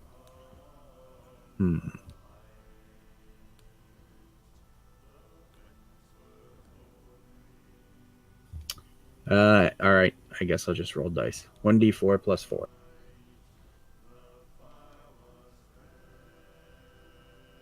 Yep, and then that'll last for an hour.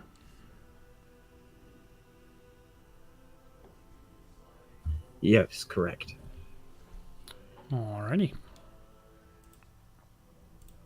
So, about what the Birdman is doing out there. Have you seen him do that before? I've never met a Kenku. You in the tent, Timur? No, I'm 20 feet away. Okay. Is that too far to have a conversation? I mean, you could probably barely hear what's going on in there, but like the flapping of the tent and the noise of the wind on the mountain, you might not be hearing every word being said inside the tent. Have you seen my ears? No, I have not. Albirix is totally troubled by what he just saw. That Birdman is an abomination. He would do the same to any of us if we fell in battle. Now, Sam, you don't know that. You just met him. Perhaps that is his custom to eat other winged things. I could tell. I can sense it. I'm going to have one eye on him. Your clan is the clan of mistrust, is it not? Let's just hope that Dragonborn doesn't taste like chicken to him. I trust what I know. And I know I don't trust crows. Point taken. We will watch him. We'll make sure when you die he does not eat you. Those beady eyes. As they go about their talking, Albirix pries the chest out of the hole and starts to try to get it open. Yeah, it's just an old kind of wooden chest, easily pulled out of the hole where it was hidden, and then you just can pry up one of the boards on top. It's not even like a bound chest or like a lock or anything on it. It was just a box, like a wooden box that was buried. And as you pry it open, you see coins tumble out of this old box. And as you take a moment or two to count through them, it is, you find 300 silver coins, and you find 150 gold coins.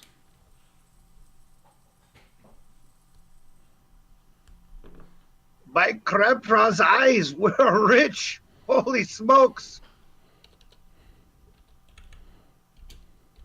Oh, nice. I'm going to buy me a nice pair of earplugs for the next time we run into these harpies. I'm pretty certain they are all gone.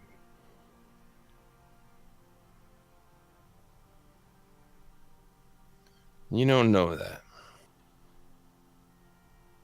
Timur, is the terrible work done outside? Is the Birdman through with them? Timur, having grown up around farm animals and knows that you just don't throw meat away, will say, yeah, it's going to take a while to butcher those animals. I'm just going wings and legs on both of them, but yes, it probably will take some time. You're only 4'1". Yeah, you be these are big. So, I mean, you could probably carry like one set of them. I don't know if you'll get like 3 sets of them. What wretched shit. Well, I know you try to get Timur to carry them, Okay. It's a giant chicken leg. I will totally carry that back for you. Sweet. Thank you. Yeah, they're definitely big and awkward. So it'd be like carrying somebody's human leg around. It's the size of that. It would be exactly like that because they're human chickens. Exactly. Awesome. And the wings are even bigger. Should we take some trophy back that will gain us renown in town? Beorix emerges from the tent with handfuls of coin. Timur, we have gold and silver, but I think there is more to be found. What of the black tents to the north? Well, we should absolutely search everywhere. Yeah, everybody can make a general search. It takes about an hour to go through every tent and do a thorough search. Everybody spreading out or even working together, whatever it is. Each of you can make a roll. Just an investigation? Yes, investigation.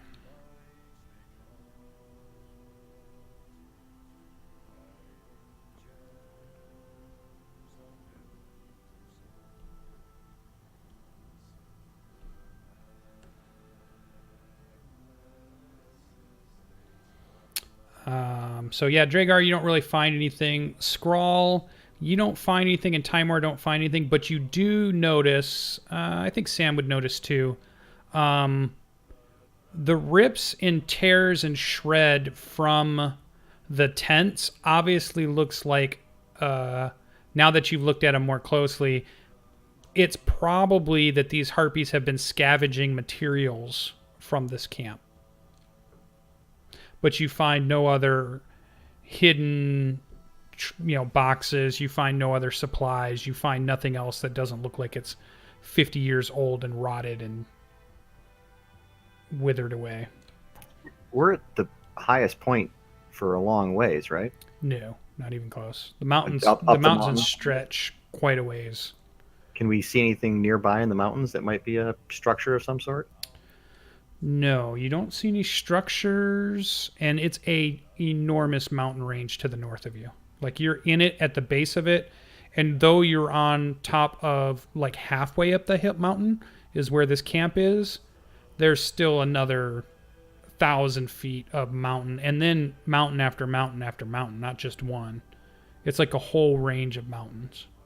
And they stick up like big jagged teeth.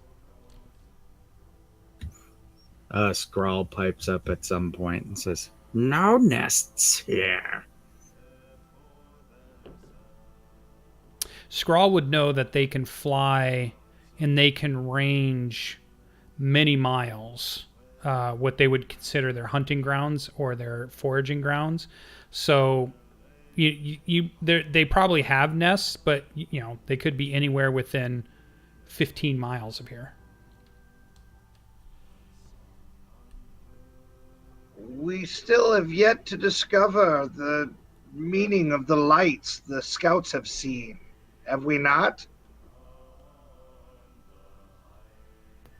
Well, they were just lights. It could have been something magical. Can these creatures cast spells? Clearly, you were all enthralled with their silly songs.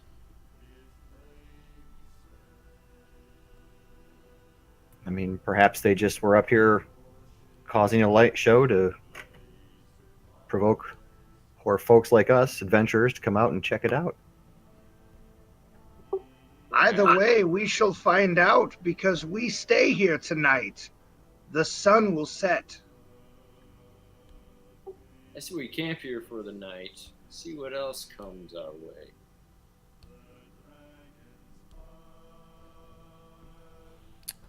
Is that what the group will do? I guess. Just choose the tent. Perhaps the lizard men could find us some firewood. Tanmore, seem frightened. You gonna be okay out here with us? Did you just tell me I was frightened? Seem that way. He did. Yeah. Clearly, you, as you look up to that giant furbolg, your knowledge of furbolg emotions are lacking. I do lack many things, friend. I jest with you. Just give you that stoic look right back. All right, so you guys pick the only tent that's probably big enough for all of you is the big main tent. If you're going to stick together, even if you don't, you go throughout the night, keeping a watch. You see nothing approaches the camp. You see no lights anywhere.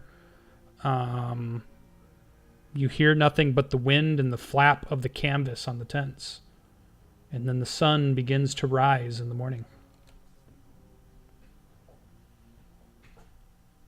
Should we carry on to find the meaning of these lights? Where to? Which way? Are there any tracks coming in and out? Thank you, sir. That was going to be my suggestion. No, they fly.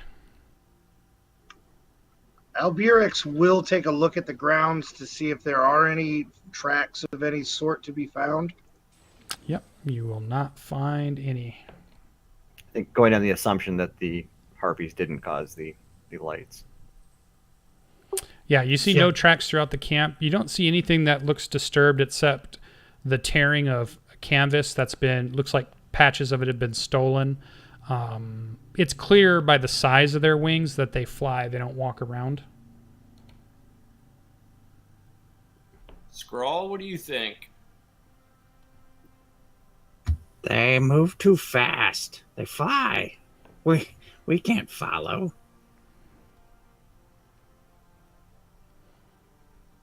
Should we continue north or head back to our town? Our new town. I think at this point we can call this a successful expedition. I agree. Let's head back to town. Has been successful. I am new to this land, but perhaps your idea of success and my own are different. But I will heed your words. We are heroes. We have cleaned out this old orcish camp. Again, where I come from, Heroes are much different, but I abide. All right. So, Several days travel back. You are uninterrupted, and you meet back up at the gate, and it's probably again midday as you're getting back towards town. The guards wave you through, and it's a different set of guards than you saw on the way out.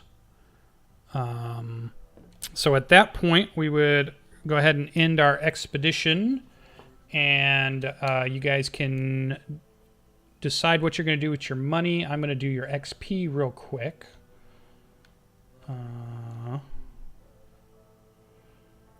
I did hand make that roast harpy the night before, and then I made harpy soup in the morning. Okay. I'm sure you've got a lot of extra because no one else is going to eat that. Yeah, that's all you, man. No one? I'm gonna head back by a Junji blacksmith, see if my studded leather is complete.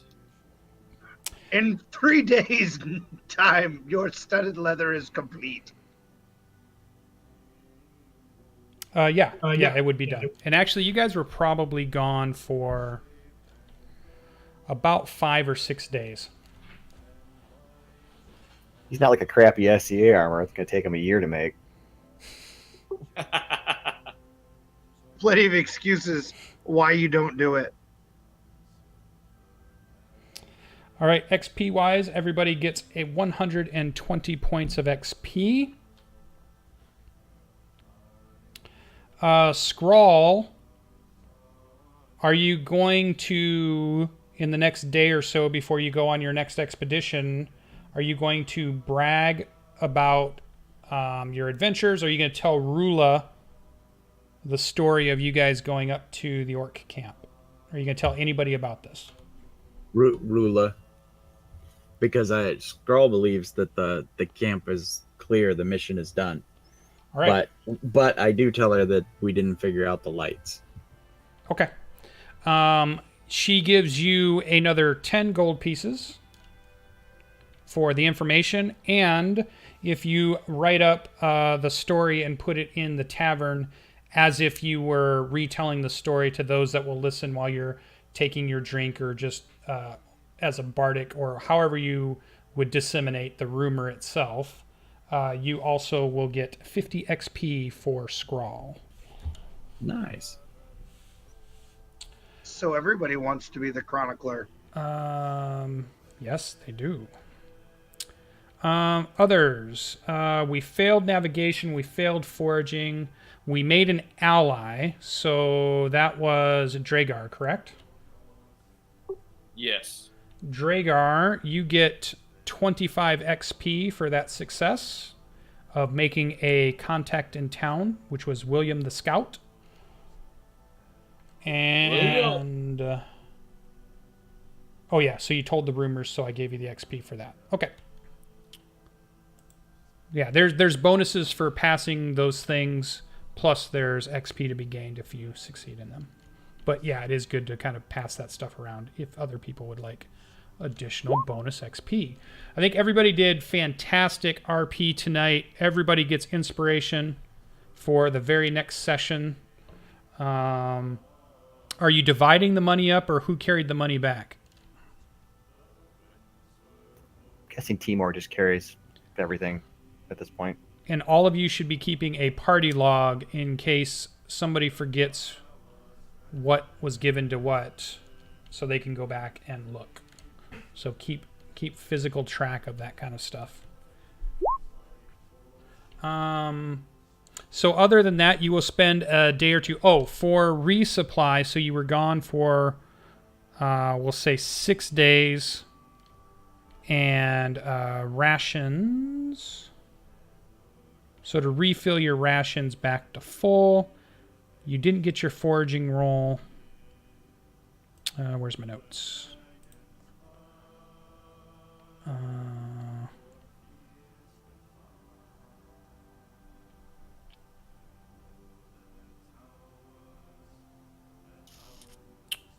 So yeah, so rations are Let me go to the store and find them. I want to say like they're 2 silver a piece, but I could be wrong.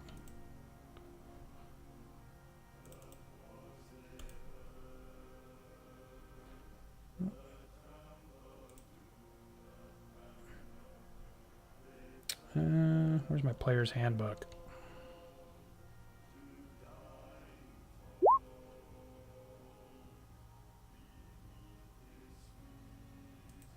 Because you think it would be under food and drink, but it's not. Dragar, are you much for the spirits of this land? And by that I mean drink. Yes, I enjoy the drink. How about you? Drink from that tree of life you speak of? It's funny you should say such a thing, because I drank from such a pool that I spoke of earlier, but I now speak of beer, ale, lager, whichever it is. I wish to quench my thirst. What is best here? Not sure. I think lager will quench your thirst just fine. Let's go to the local tavern. Perhaps the others will go with us. So to refill your supplies, you will spend 3 gold of what you have to refill up your water and rations. Each or all told? Each. Yep, that'd be each. And How much was that again? 3 gold. So you'll spend 3 gold for refilling your rations.